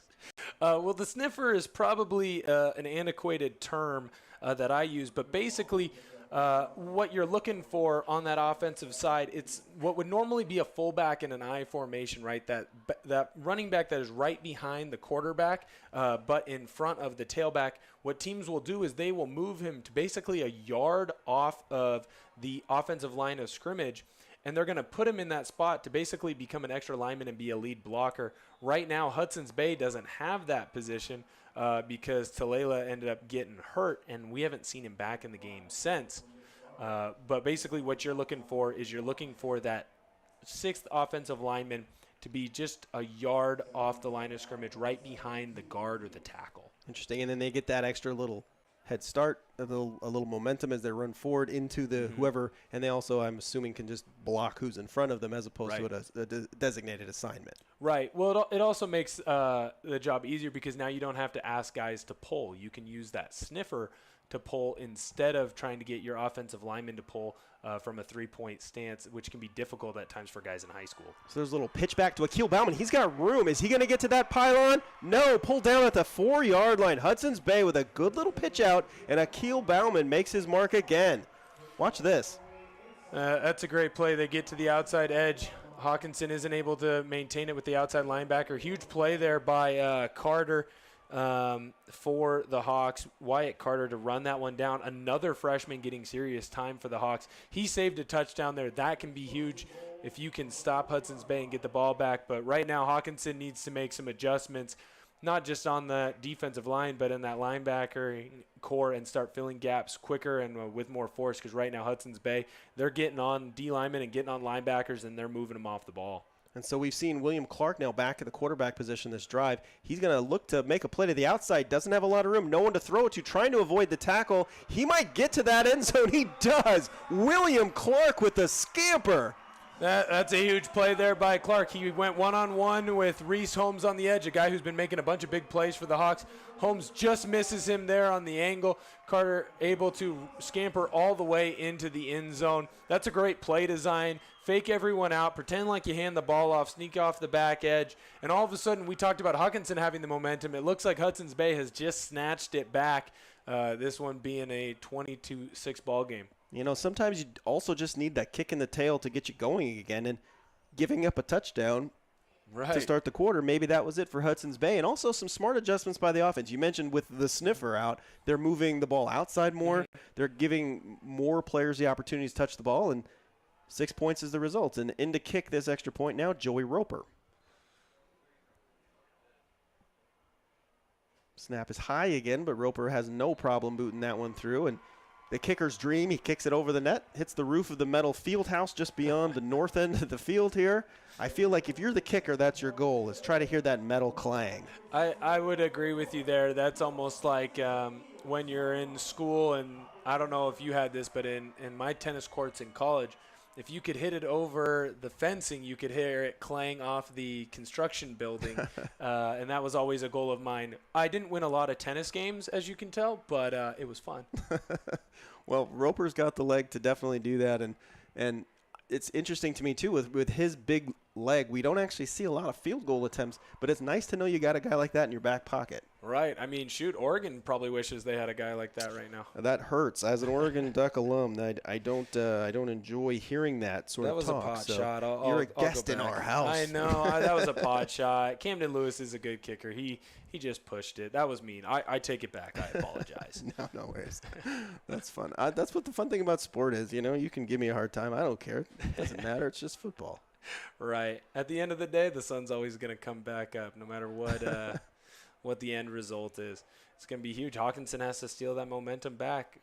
You saw an adjustment right there by Hudson's Bay on that whole drive, which I was very impressed with for them to come up with that idea. You were killing Hockinson in the middle in the first half. Yes, you lost that sniffer, but you could see that they kept going back to runs up the middle, runs up the middle, runs up the middle. Hockinson started making plays. Hockinson now has more guys in the box. What do? You add in that jet sweep motion, get the ball to the Baumans off the end around, and that was a big reason why that drive worked for them. And speaking of that big leg of Roper, look at that. Touchback. You don't see a lot of touchbacks in high school football. You know, players aren't as big and strong yet, but Roper's got a big, strong leg, and he puts it back there. So Hockinson going to start on the 20-yard line, hoping to repeat what they did last time, keep themselves in this football game, and Hudson's Bay hoping to use that front line to put the pressure on the quarterbacks and make life easier on their corners. Yeah, Hockinson, I would look for them to go back and attack Hudson's Bay through the air right now. You're getting into a point where you can still run the ball. Don't act like your entire playbook is out of commission, but you definitely want to take all the opportunities that you can to stop the clock, right? So if you're running the ball up the middle for 2 and 3 yard gains, that can be a big deal later on because it's going to kill 40 seconds of game clock. So back it is Donowitz. He's going to look to his right. That ball is complete. Nice little pickup there on first down. Just an easy 6 yards, and give yourself some opportunities to get another first down here with a couple of small plays. Great play there by the sophomore, Gage Prepula. Go in, get the football. Don't try and do too much, right? You got the ball. You try and make a man miss. Sometimes you're not going to be able to do that, but hold on to the football. That was an issue that we saw a lot with the Hawks early on in the season, trying to do too much, having some turnovers.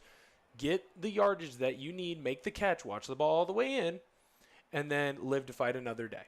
Yeah, I mean, 6 yards is 6 yards, and a series of 6 yards, that's a touchdown. So right.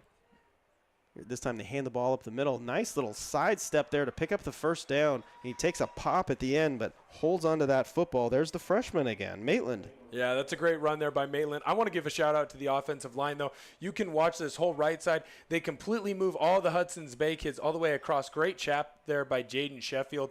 And Maitland is able to basically run through untouched, try and run through an arm tackle. If he doesn't get hit by the Hudson's Bay DB coming from the other side, he might still be running right now. That's a great job by an offensive line that had been struggling a little bit early on. Yeah, Johnny Porter delivering that big pop. Here's the pressure, and they get to him. The quarterback is down. Donowitz goes down, and it looks like we've got number 77 to thank, Jeremiah Moen. We saw him earlier in the quarter with that big swat, and now we see him taking down the quarterback.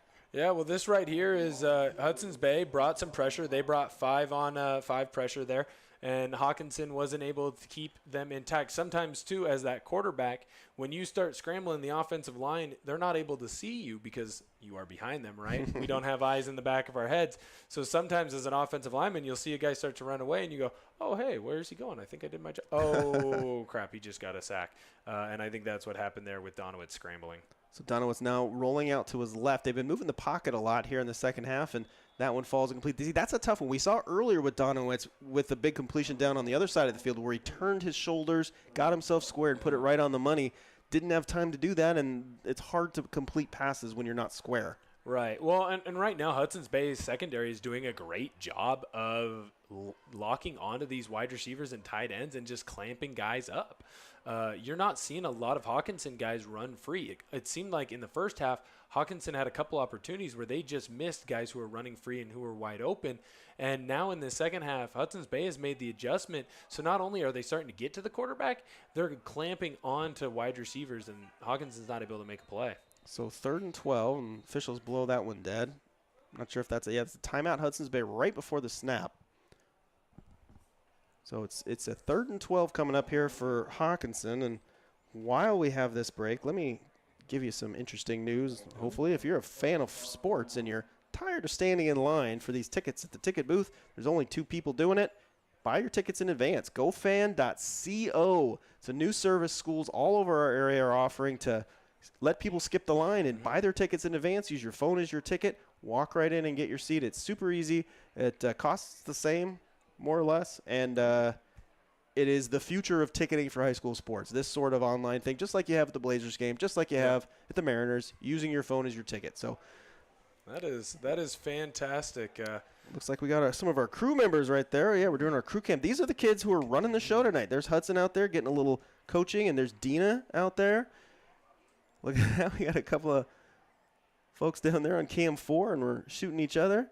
There you go. So these got students, a fantastic crew, I'll tell you what. And this is volunteer stuff. These kids are doing this because they want to learn how to do this maybe for their career. So it's cool that we get so many kids to come out and do this. And here we go. It's a 3rd down and 12. Hockinson about to snap the ball. Back to pass here. Donowitz trying to find a man, and he's got one, but it's going to come up short. Wow, I'll tell you what, that was a great job there by Donowitz to get that out, and it was an even better job there by Nemo to make that catch because he's got 2 guys in his face, and Nemo was not running free, right? So to have the concentration to watch that ball all the way in, that's a huge play right now because it does look like the Hawks are going to go for it. If they don't get that 6 to 7 yard gain there, I don't think the Hawks can go for it.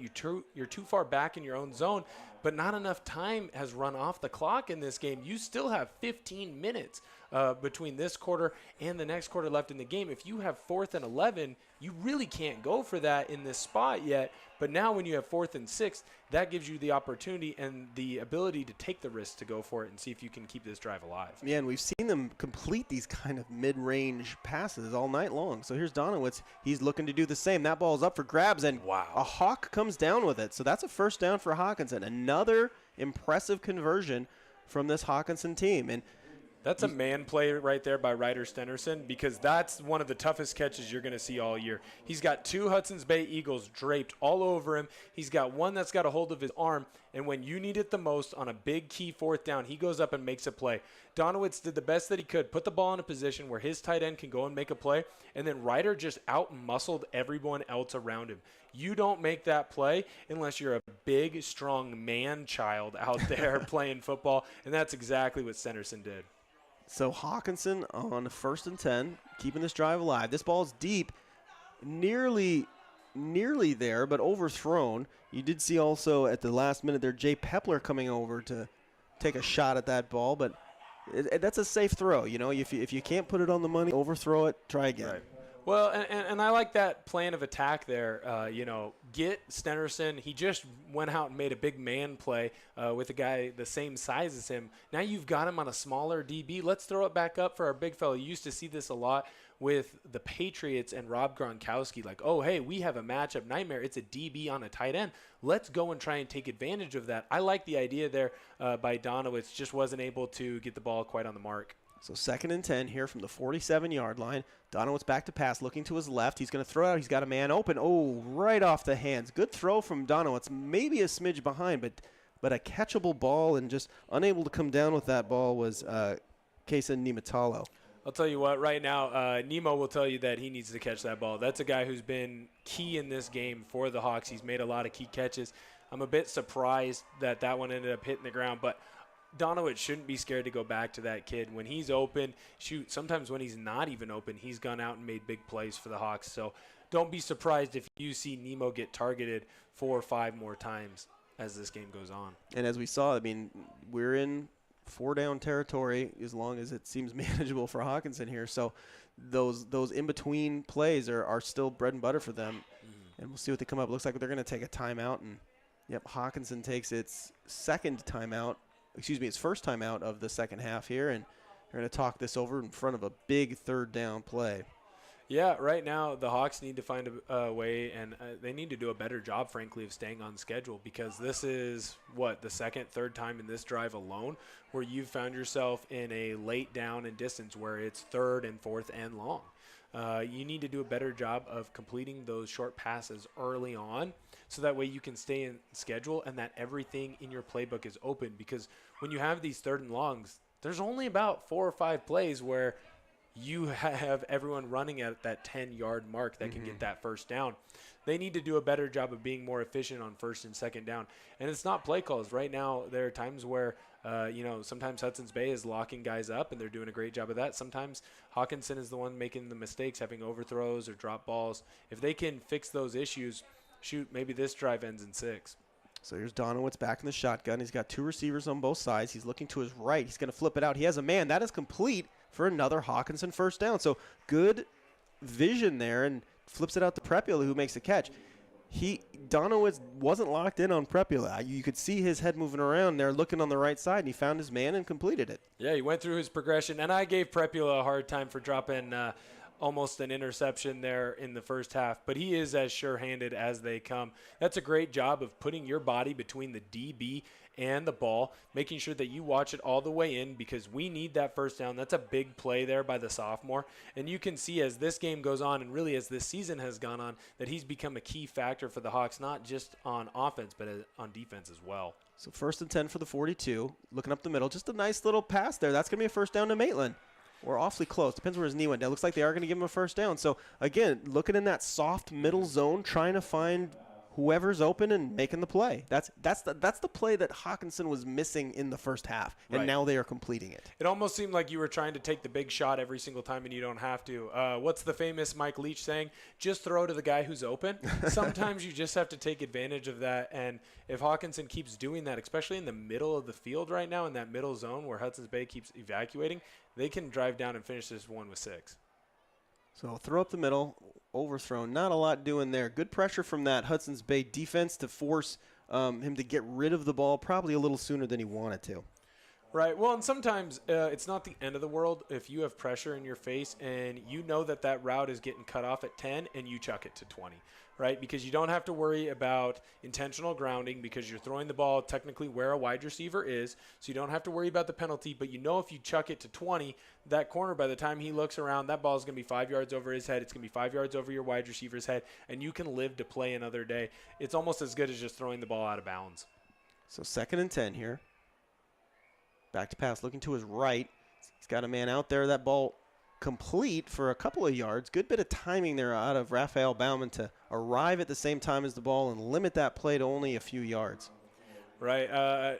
More of my homerism coming in, but that's a great play there by Prepula. Again, Bauman timed that up pretty darn near perfect. And so for Prepula to put himself in between Bauman and the ball and to have the concentration to watch it all the way in, that's a huge play by the sophomore. And the ball was on the money. So back to pass again. He's going to flip it in a little slant up the middle. Another completion for Hockinson, and they are moving that football as the clock winds down here in the 3rd quarter, all the way down to the Hudson's Bay 10-yard line. That's a great job there by Bonifay. That's a kid that they talk about every single week, wanting to get the ball to him more and more and more.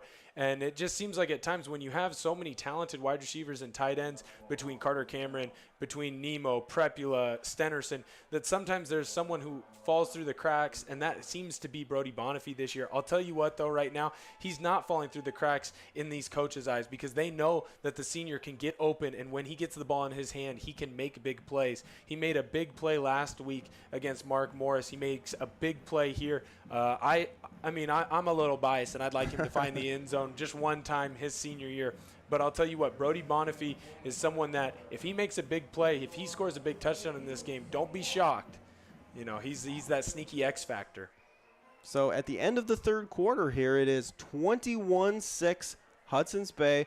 Hockinson got off the schneid, as they say. They scored their touchdown. Hudson's Bay answered. So now Hockinson on the move with the opportunity to put one in and get themselves only one score away from this Eagles team. And for the Eagles, can they hold on? Can that defense draw things out? Can that offense get the ball back and drain the clock, do what they do, move their way down the field? And this is one of the reasons football is fun as we get to the end of the game. And another thing to think about, too, is we see these players playing on both sides of the ball as fatigue comes into play here. Right. You're seeing like a guy like Raphael Bauman is getting the majority of the touches on offense. He is also playing a full game at corner, and as is Akil Bauman, as is several of these Bay players and Hockinson players. So it's also interesting as some of these breakdowns happen is how much of this is fatigue. Right. Well, and it's how much of it is can you fight through the fatigue, not just physically but mentally. This is where when guys get tired, it makes a coward of us all, right? And you see a lot of mistakes happen mentally because guys are tired. Oh, nearly complete there on the outside, but just Maitland couldn't hold on to it. It was in the breadbasket and fell right out. Right. That's one right there where, I had just commented about sometimes mental fatigue makes cowards of us all. Sometimes we aren't able to always bring the ball completely into our hands there from Maitland. He's a young kid, though, and I know he won't make that mistake again. And Hawkinson's going to try and find a way to get the ball to him as much as possible. Hockinson has now made the change. They've got Stenerson in at quarterback after Donowitz had led them down most of the way. They've gone into that bigger package. It looks like they want to run the ball. Great run there by Stenerson, lowering his shoulder. That's Andon. I should make that clear because there's so many different Stenersons. But the ability to lower his shoulder, see the hole there, and now Hawkinson's getting back on the ball real quick. So 3rd and 5 here. Now, is you know these quarterbacks. Is one of them more of the passer and one of them is more of the runner? Right now, we've got a Hawk wide open. I don't know what. Just a bizarre play there. The Hudson's Bay defender came in at the absolute last second. That was Malachi Hodges. He ran in on the field at the absolute last second to get in front of that. He may have been offsides, but he is called for the pass interference in the end zone because he wasn't in position to make the play. Right, because that should have been a touchdown right there to Prepula. Yes, to answer your question earlier, there is a more of a runner and there's more of a passer. I would equate Andon Stenerson more to like a Tim Tebow to a degree where, and I call him this all the time, it's like, hey, buddy, don't run north and south, don't run east and west, run north and south. You're so big, you're so strong. You're not like a typical quarterback. So when you see Hockinson go to this bigger package, expect him to be in the game so he can run the football more. Well, hard to do that when that ball is fumbled. I don't know who came up with that one. Looks like Hudson's Bay may have it. They do. A high snap. Stenerson can't pull it down, and Hudson's Bay forces the turnover. But, again, that's Hawkinson's turnover. That's not a Hudson's Bay defensive takeaway. I mean, they were there. They got penetration, but just that ball snapped high and unable to pull it down, and Hudson's Bay is going to take over deep in their own territory. That right there is just a bad snap. You snap the ball over the quarterback's head, and never really had a chance to get the ball back down into his possession. You can see as soon as he gets contacted, he doesn't really have a hold of the ball. That's huge there for Hockinson as you're driving. You feel like you get the momentum, and it just seems like this momentum has completely swung back the other way. You almost have a touchdown, and now Hudson's Bay has the ball, and they can do what they do best, and that's run. So here's the play to Bauman. He breaks one arm tackle, can't get much more, still gets some positive yardage, picks up about 2 there. And so for Hockinson, too, are we looking at this is time. They need to force that takeaway. We need to punch the ball. We need to try to force something to happen to get our offense back on this field. Yeah, you got to go and, what is that, peanut punch at every ball, the Charles Tillman, go after everything that you can. But the real key here is you can't get broken tackles. You can't miss these tackles. You saw it on that play. Bauman was able to get 3 yards on that run. He should have lost 1. But the Hockinson defender who got to him first was only able to slow him down. He wasn't able to wrap him up. If he loses 1 and it's 2nd and 11, that's a big deal compared to now 2nd and 7. So Miller back in a quarterback. He hands it up the middle to Akil Bauman. He picks up another couple of yards. So Hudson's Bay looking at about a 3rd and 4. Right, and you're seeing more and more precious time tick off the clock for the Hawks. By the time, if they even stop Hudson's Bay here, they're going to get the ball back.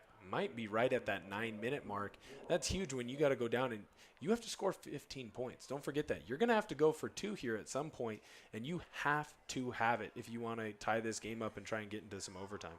And, of course, Hudson's Bay not trying to give the ball back. So here's Miller in the backfield. He's going to flip it out to Bauman. Great penetration from Hockinson, and that play's going nowhere. And you know what? I mentioned him on offense, but I didn't give him enough credit on defense because that's the senior Brody Bonifay. What an excellent play. That is the first play that you've seen from a Hockinson player where they got into the backfield and they made a one-on-one tackle against one of the Bauman brothers. That is absolutely huge. Watch him come off the edge untouched, and he makes a play. He beats the fullback to get back into that backfield, stop Bauman before he gets running downhill. That is absolutely huge for the Hawks if they want a chance to win this game. And they did what they needed to there. They forced a very quick 3 and out, and here's Roper back to punt, and that's a short one. It's going to be fielded around the 25-yard line, and here goes the returner all the way down to the 12. So Hockinson really, they didn't want the turnover, obviously, but this is the best possible outcome with Kason Niamatalo bringing it all the way back nearly to the 10-yard line. Another big play from the senior, and I hate to say this, but I think the Hudson's Bay faithful, they do have a gripe. I thought that Nemo called for the fair catch and then ran it back. I don't want to be that guy, and I'm going to be that guy because I'm far enough away that the refs can't hear me, but I could have swore I saw his hand go up and signal for a fair catch. Well, we may have a replay on that. We may not. In any case, it is Hockinson's football. They are in business here, knocking on the door at Hudson's Bay's goal line. Here's a handoff up the middle to Maitland, and that's not going to go anywhere. Interesting decision. You saw them kind of pick apart that Hudson's Bay defense as they were moving through. Yeah, here's that punt. Watch his hand. He signaled for a fair catch. Oh my. Wow. That's a big call. That's 20 yards. That's the difference between the ball on the 25 or 30-yard line roughly and the 10. Right. That's a big deal. Hockinson got away with one. Hey, look, sometimes it's better to be lucky than good, and you get away with some stuff there. Donowitz just got brought back into the game. This doesn't shock me. I felt like Hockinson was picking Hudson's Bay apart when they were just taking what was open with Donowitz in the spread set. They moved into that bigger package. It seemed like Hudson's Bay was able to load the box, and they did a better job of stopping them. Donowitz flips it to the outside. That ball's complete for a 4-yard pickup. Hockinson moving the ball into Hudson's Bay territory within the 10-yard line. So they're going to be looking at that was a completion, correct? Yeah, there it is on the ball. Yeah, Hawkinson's still working on lining up your huddle 5 yards from the ball. We're getting there, though. Yeah, no, I mean, I saw the official walking away. That was an old man moment for me, I think. So that's okay. 3rd and 5 here for Hockinson. They've got 2 receivers on the bottom of your screen, 2 on the top. Donowitz is going to run this one and sniffed out by the Eagles defense. Now, he did pick up a couple of yards, so this is a 4th down that Hockinson can do. They actually brought back Stenerson in. Well, that was Stenerson. Yeah, they're trying to be sneaky there on the sideline watch. I think you're going to see Donowitz come back in here. It almost seems like you've picked your running quarterback and your passing quarterback. That can be kind of a tendency that a team like Hudson's Bay might be able to pick up on. Let's see if Hockinson maybe tries to get a little bit tricky. But this 4th down, this is for the ball game. Don't make any ifs, ands, or buts about it. If you can get this one, that is huge. And if Hudson's Bay gets to the stop and they can run the clock, that could be the ender. So Donowitz rolls to his right. He looks out. That ball is incomplete. Hudson's Bay holds. They're going to take over at their own 7-yard line. Donowitz had a narrow window. There was a window. That's a tough throw, and that's a tough catch. And Hudson's Bay made it tough. Here's Donowitz on the roll. Well, what happened right there is your tackle, he slipped and fell, and so 77 from Hudson's Bay comes free. Donowitz has to throw it faster than he wants to. And again, just like we talked about before, when you have that flood concept, when you have that guy who doesn't have anyone in front of him from Hudson's Bay and he can float back, he's able to get his hand on that ball, on a ball that should normally get caught there by Nemo. He's able to hit the ball up, and it ends up being too high. Nemo can't pull it in, and now Hudson's Bay, they're really in the driver's seat, and they should be able to take at least 2 minutes off the clock. Well, there's a nice little run on 1st down. Yeah, I didn't see which Bauman. I think that was a Keel Bauman on the carry. That's tough there for Hockinson because you had your nose guard get all the way through, and he ran right by the running back. So a good 1st down play gets them a little bit out of the shadow of their own end zone, up to nearly to the 15-yard line. They're going to have a 2nd down and about 2. Now in the building, our scoreboard operator is slightly behind us here, but it is 2nd down and 2 for Hudson's Bay. Yeah, and that's huge for Hudson's Bay. You want to run as much clock off as you can, and the problem for Hockinson is when you look at this Hudson's Bay team, what are they known for? They're known for running the football with the Bauman brothers between Raphael and Akil. And right now, when you have to go up against a team that can just absolutely run the football, Hockinson, you have to lay out every single play. It becomes do or die because you have to find a way to get the ball back to your offense and as quickly as possible. Basically, you have to equate every 1st down to a loss of at minimum 2 minutes, sometimes 3 minutes, depending on how long the team wants to take to move the ball. So if Hockinson isn't able to get the stop here, you're looking at Hudson's Bay at worst case scenario for them, giving the ball back to Hockinson with about 3 minutes. You got 3 minutes to get 15 points. There's no room for error, and you're going to have to get some sort of onside kick or some sort of turnover. If you're Hudson's Bay, how many 1st downs can you accrue here? If you can get 2 to 3, this one might be done even with the timeouts that the Hawks have. Yeah, and I'm sure Hudson's Bay not glad to have to stop the clock there on that play to kind of slow their own momentum. But here they go at a 2nd and 2. And, of course, the 1st down, the most important thing. And they're going to get it with Raphael Bauman still on his feet, picking up about 4 yards there. We saw another Hudson's Bay's player with the helmet come flying off, and he's going to have to come off for a play. Look. That's Talela. It looks like he's come back. He's been fighting what seems like a shoulder injury. I might have to go NHL standards here and say at least an upper body injury, right? But he was back in on that play, and he's back in that sniffer role. He's really been the X factor. I have to give love to the big guys. Ooh, that's not good as you've got one of the Baumans limping off. Yeah, Raphael Bauman limping off the field. Looks like he's, I don't know if it's a stinger or a cramp. I mean, he was moving of his own volition, but he is not happy right now, in pain. It looks like maybe a rolled ankle, but when you have a sniffer like that and Hockinson jumps off sides again, the man over the ball. Now, William Clark, this is the 2nd time tonight. He has come in at quarterback. draws the offsides. I don't know if that's his, he's the running quarterback. Maybe he's also the offsides quarterback. He gives it the hard count the best.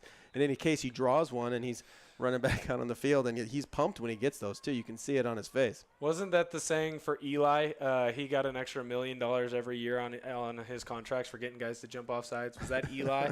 Maybe that was Rodgers. Hey, man, sometimes you got to know your skill set, and sometimes your skill set is just saying, "Hoot," really loud. And there's another first down for Hudson's Bay. So, an injury to Raphael Bauman means an opportunity for other guys. And this time it's Malachi Hodges with a nice little end around, finds his hole and bursts through it to pick up a first down. Well, look at what Hudson's Bay has done. They've gone inside, and then they go outside. And they like to use that jet sweep motion because you can get the ball to the outside really, really fast. And that doesn't give Hawkinson's linebackers time to flow as well to the outside. So you can just keep stretching the ball outside, outside, outside. It's what Oregon State used to love to do with James Rodgers. Get your skill players the ball with space. And here it is again. This time Hockinson all over it and Hodges with nowhere to go. That's a great play there by Jake McKee.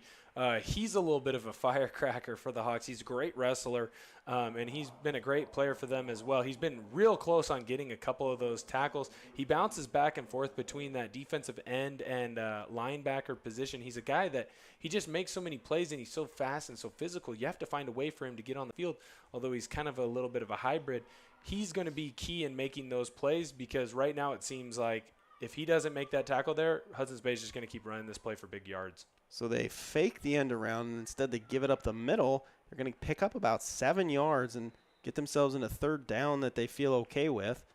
I'm trying to see who had the carry on that one. That looks like Talon Guerrero. So we saw him get injured earlier in the game. Now he's back in. That's great to see. And he is a dangerous offensive weapon. I mean, he's a big guy. He also has got a nice quick burst. So it's a luxury to have him in to spell Raphael Bauman when he's out, and now we do see Raphael Bauman back on the field. So whatever befell him a moment ago, he is back on. And coming back into the game at quarterback is going to be Michael Miller. You also see Talela back in. I would be shocked if this ball is not run directly behind him in that sniffer spot. See, look at that right there, 2 yards behind. Oh, they tricked Miller with the throw. It's a duck, and it's going to be intercepted. Reese Holmes' second interception of the game. Can we tackle guys by the inside of our helmets? Yeah, I don't know. That's a tough one.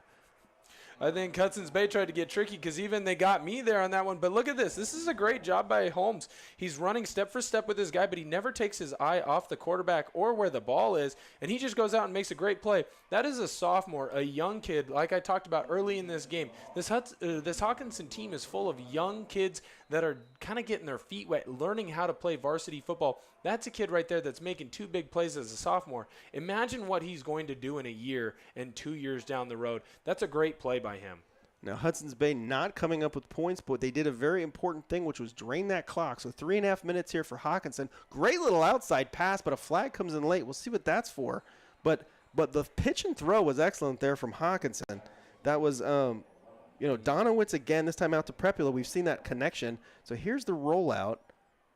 I wonder if they're going to call holding. Yeah, it looks like they called holding there on the offensive line. Something that I've noticed here for Hockinson, a name that we haven't called because he hasn't been on the field, and I'm worried about the injury situation there, is Carter Cameron. You haven't seen him in at that corner spot or at that wide receiver position. That's why you're actually seeing a lot more of Reese Holmes playing. Talk about making the most of your opportunity. Yeah. But you're also seeing at the wide receiver position, now you're getting Brody Bonifay and Gage Prepula more opportunities to make plays. They've made the plays when they've had those chances. It's just a bummer that the holding penalty ended up negating that play for the Hawks. So a little swing out there, a little screen, and that goes nowhere to Maitland. Good penetration there again from Hudson's Bay, sniffing that one out. I believe that was August DeGagne with the tackle. Yeah, that's a nice little swing out there for Hockinson. They want to try and get their O-lineman out there on the move. You can see they got out there a little bit late, and Maitland floated a little bit too far back to allow the Hudson's Bay Eagle player there to make that tackle for a loss. So Hockinson spread out here on second down. Donowitz trying to find somebody. Great downfield coverage. Good bit of decision-making from Donowitz, and he's bursting through the line. He's still on his feet. Wow. You said he's the throwing and not the running quarterback? Well, you know what? I'm okay eating crow. I'm willing to admit it. That was a great play by him. He maybe it was downhill as he started moving. Way to break not 1, not 2, not 3, not 4, but 5 tackles as he's going all the way. It takes 2 Hudson's Bay Eagles to bring him down. That is huge there by Donowitz because that play got sniffed out. Hudson's Bay was able to win a one-on-one battle against a tackle, and Donowitz put the team on his back for a big run. He has really impressed me in this game because he hasn't had a lot of opportunities to play in the last couple games. So to come off the bench kind of cold and pick your spots and be a big difference maker in this game for the Hawks, that's been huge and a show of maturity there by Donowitz.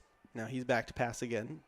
That Hudson's Bay pressure is unrelenting, and this time they get there. Donowitz goes down at the 48-yard line, so Hudson's Bay's getting in the backfield, and this time it costs Hockinson quite a few yards on that sack. Right. Well, you saw a loss right up there, up the middle. Really only one-on-one battle was lost by that nose guard against Hawkinson's center. Once you get pressure up in your face, a lot of quarterbacks are going to scramble to the outside. When you're an offensive lineman and you're a tackle and you're making those blocks, you're going to be confused on why your DN disengages. That's exactly what happened there, and it killed the Hawks. Oof, big hit, big reception, though. I mean, you know, the crowd reacts to the big hit, and that was a big hit there from Raphael Bauman, but he held on to the ball, and that's what counts here. Right. Great job there by Brody Bonifay, keeping your team in position to keep moving the ball forward. But right now, there's not enough time for the Hawks. You have 1:25, and you're not hustling up to the ball. You see Carter Cameron making a return in on this play. Bonifay's walking off the field slowly, but you just watch 20 seconds tick off the clock, and they're still trying to find a way to get set. You're down by 15. You got to be ready to go faster than that. Hudson's Bay ready for him. Here comes the pass down the middle. That ball's going to sail, and a flag comes in. So we've seen DBs get away with stuff, and that seemed like a pretty light bit of contact there and an overthrown ball. But Hockinson gets the break on this one. You know, they didn't get the break on some of them earlier. Right. They did on this one, and so it all sort of evens out, I suppose.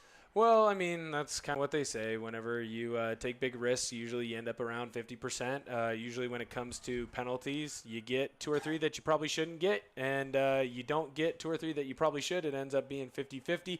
It seems like in big key moments in this second half, you've been able to get them. But Hockinson has to score quick. You're still right now at the 23. You have to get in the end zone fast if you're going to have an opportunity to get that onside kick and get back into this football game. And it's a tall order. This is a strong, fast, and proud Bay defense, and putting up 15 points is going to be hard. Donowitz trying to get his guy going, and there's another flag, another pass interference call, just a bump as the ball was being delivered. He did get there early, so another penalty here on Bay, keeping this moving for Hockinson, and that defensive line is doing such a great job of getting pressure. And to have it derailed by just a little bump is a tough pill to swallow. Right. Well, and that's a good job right there by Carter Cameron to draw the penalty. Turn up into the corner, right? He could have tried to avoid him, but instead he makes the good, smart play, run into him, and all of a sudden now you get a 15-yard gain on a play that you might have gotten 6 or 7 on, and you probably don't get the first down, so that clock is running. You're going to have to burn one of your 2 timeouts. That's just a heads-up play there by the senior. So back to pass is Donowitz. He's got a man out to the right. That ball is overthrown. I think if he had been able to hold on to that ball for about 2 more seconds, 1 more second, to give him that opportunity to make the cut that he was making. But again, that's pressure up the middle. Right. Forces early throws. Right. And I'll tell you this right now. I'm a little biased, and I'm not always the smartest. Sometimes I have a football dumb brain guy. But I'll tell you right now, I don't know if Stenerson scores there, and I don't know if he gets the first down. That might have been the best option for the Hawks. You're almost looking at a spot here on the, just inside of the 12-yard line where you kind of have to throw to the end zone every time because of the time of possession and time left on the score clock. You only have 46.6 seconds left. I feel like every throw has to go to the end zone. And we've also seen it has taken them a bit of time to get going. And this ball does go to the end zone. A Hudson's Bay player goes down. Is Bauman going to get called or that corner going to get called again for pass interference? It looks like number 4 out there, Labossiere. Labossiere, yeah. Thank you, Labossiere. I wasn't even going to come close. That's tough for Labossiere. He fell down, and the other player backed over him and tripped. That's a difficult pill to swallow again for the Bay Eagles. Right. We've talked about that with Prepula. He's got the wind knocked out of him. Although he's an absolute gamer, he won't come out right now. He's fighting through. Doesn't want to have to take some time off.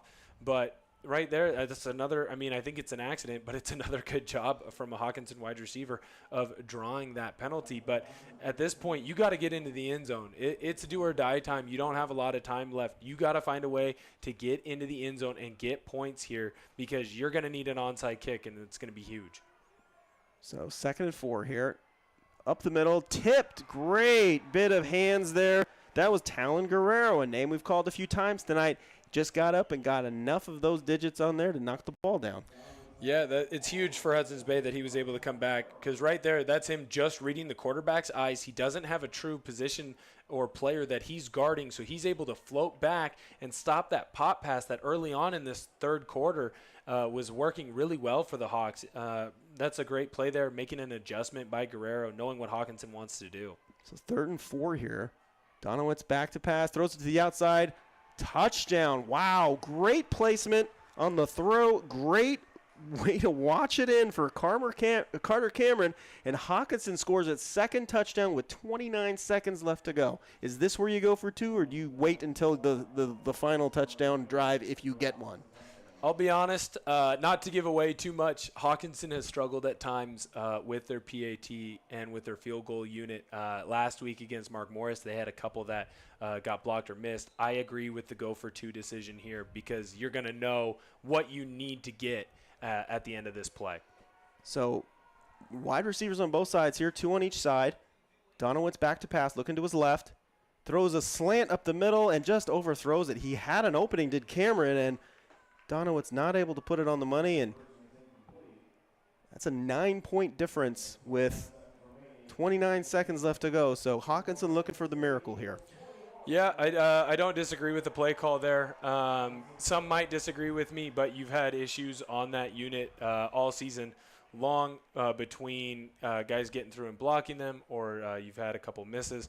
I like going for 2 there, because now you know exactly what you have to do. You know it's a 2-score game, so you're shooting for the end zone as fast and as quick as you can if you're able to get this onside kick. It's a great drive. I love that Hockinson at no point quit in this game. You saw a lot of guys that typically don't get a lot of opportunities, or might get limited opportunities on both sides of the ball, come in and make big plays for the Hawks. And then if you're Hudson's Bay, the way to not give up, because there were multiple times in this game where Hockinson had the ball inside of your red zone, and as a defense, you came up huge and came up with stops when you needed them to put yourself now in a position where you can and should, barring a miracle, win this football game. And if you're able to do that as Hudson's Bay, we're looking at a playoff for a team that hasn't been there in multiple decades, if I'm correct. No, I'm glad to say that that's not right. They made it a couple of years ago. Yeah. All right. Well, you know what? I believe it was Ray Lyons' first year as head coach. They made it. So a good Bay here team here, and there's a high bounce. That ball is still loose, still available, and who got it? I think Hockinson got it. They think it did. A great onside kick there. Just the perfect bounce that you want. Yep. What a great onside kick there by Trevor Holmes. We've been talking about his younger brother a lot in this game. Trevor Holmes is a fantastic kicker as well. This. What a beautiful placement to get to hop over the first line and then to just go and put your body on the line from the Hawks there and fight for the ball, do everything in your power. All of a sudden, you know, like it would be a shame if Hockinson went and scored a touchdown here on this first play. I would really hate that. No more homerism. No, so we've got 23 seconds left. Hawkinson's shown the ability to move the ball downfield in the air, and that's what they're going to have to do here. Hudson's Bay's defense has shown the ability to make big stops. We'll see what pushes here. As Donowitz goes back, he's going to swing it out. Lots of room there, but no first down. And also that clock's going to keep running unless they call that timeout, which they're forced to do here. Hockinson has 2 timeouts there. I'm not going to lie and pretend that there's plenty of time. I would assume that every ball from here on out, it's going towards the end zone. But you're seeing a gutsy performance right now from Carter Cameron. I can tell that he's got some sort of upper body issue that he's fighting through. I mean, he had to sit out much of this second half from whatever seems to be ailing him. Gage Prepula fought through, getting the wind knocked out of him. He's had an excellent game today. And then Aiden Donowitz, to come off the bench, you know, he was getting a pretty good amount of playing time early on in the season between him and Andon Stenerson, switching back and forth in this 2-quarterback system. The last 2 games, It seemed like Andon kind of had the hot hand, so Andon was getting a lot more touches. He was getting a lot more playing time. I don't know how many snaps Aiden had in the last 2 weeks, but it couldn't have been more than 20. So for him to come off the bench cold and be a big difference maker in this game for the Hawks, that shows a growth and a maturity from a player that you don't usually see at the high school level. So 1st and 10 here, 15. That's not 1st and 10. It's 2nd and about 5. Again, the scoreboard operator having a difficult night here tonight. So 2nd and 5 for Hockinson. Back to pass. Another little screen up the middle to Maitland. He's not going to get to that first down. So I'm not sure about that play calling because now they're going to use another timeout. They didn't get the first down. And they're facing a 3rd down with, 5 seconds left. So we'll see if they take a shot at the end zone here. I would dispute the play calling. I think what that is you got pressure in Donowitz's face, and he feels like he has to just dump it off. Sometimes, as funny as it is, I said it earlier, Mike Leach, right?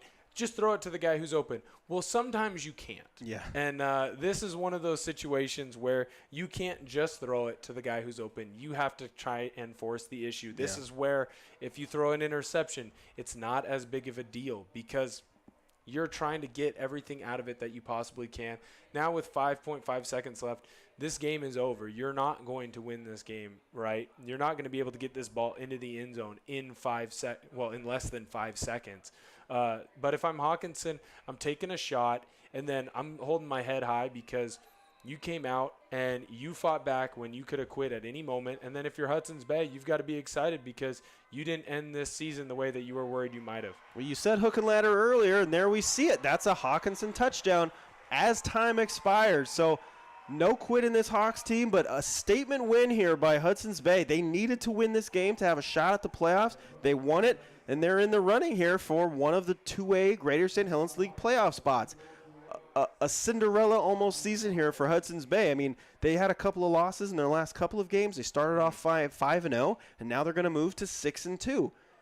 Yeah. Did anyone predict this at the beginning of the season for Hudson's Bay? No, they did not. I'll tell you what, this is a big deal from this Hudson's Bay team. Not only is it your senior night, it's also your homecoming night. So fantastic job by them for the Hawks. Way to not give up, way not to surrender. And here's the thing, your season isn't over yet. You have a big game against Washougal. Go out and fight hard.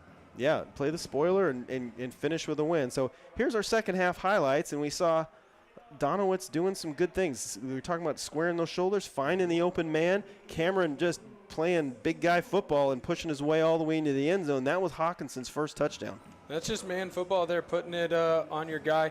And that's the big play right there. We talked about it early. You did not have your end step out, and he's able to get the block, and that changed everything because you had to go for 2 there at the end, and it ended up costing you. And this is the answer here from Hudson's Bay is Akil Bauman with the big carry, and then William Clark with the crazy legs here to get himself into the end zone. That's just survival football, and he gets 6 points out of it, the senior with the great scramble. And that's possibly the biggest play of the game here, that turnover, as Hockinson is nearly in the end zone. That's a tough play, but, I mean, you had multiple drives where you were in the red zone that Hockinson wasn't able to finish. A big play here from Reese Holmes coming in with his second interception of the game. That dude is a ball-hawking corner and just finds a way to make a big play and keep his team in it. And then Hockinson trying to close the gap here. You see this great run. We were talking about Donowitz, just a good quick burst up the middle here. Yeah, I'm going to have to eat a little bit of crow. Maybe I can't call him the pocket passer anymore. Although he showed a lot of flashes tonight of being that. And there's the big hit by Raphael Bauman. And there was a lot of these in the second half, and it just wasn't quite enough. There's the touchdown to bring them within 9 points. That's and then tough there from Bauman, giving him the locked up, but he made the catch. Now this is going to be, I mean, that's the kind of onside kick that you show your kicker and says, do that. So a great bit of kicking there. And then we see this final play here will be probably the touchdown, the hook and ladder for the touchdown. That's a great play design, and we know that the Hawks like to run that hook and ladder when they get the chance. Great play there by Prepula to finish it off. It's just unfortunate that the Hawks weren't able to make that extra point early on or get the 2-point conversion because we would have had something really exciting going into that final 2-point conversion or PAT try. So, folks, we are back with you next week for more football. At 5 p.m., we've got Union versus Skyview, a game that doesn't necessarily mean a lot for Union at this point in their season, but for Skyview, they need this win. They need to win out to make the playoffs in that difficult 4A Greater St. Helens League, so that'll be a fun game, followed by Columbia of White Salmon versus Fort Vancouver on their last football game of the year. So a fun football doubleheader coming for you next week, live here from Kiggins, and we will have that for you. And Hudson's Bay makes a statement. They are in the hunt for the playoffs, and they hope to close out their season next week with a win and represent the Greater St. Helens League. Will, thanks so much for coming in. It's been fun to call this game with you. Thank you for having me. I really appreciate it. You guys here at VPS Game Time do a great job. It's a professional level broadcast done by high school students. It's one of the more impressive things that I have seen since coming back to school after leaving for college. Well, thank you. That's a very kind thing you to say, and I'm sure our students appreciate that as well. And, folks, we appreciate you for watching. We'll see you next week. Hudson's Bay wins 21-18.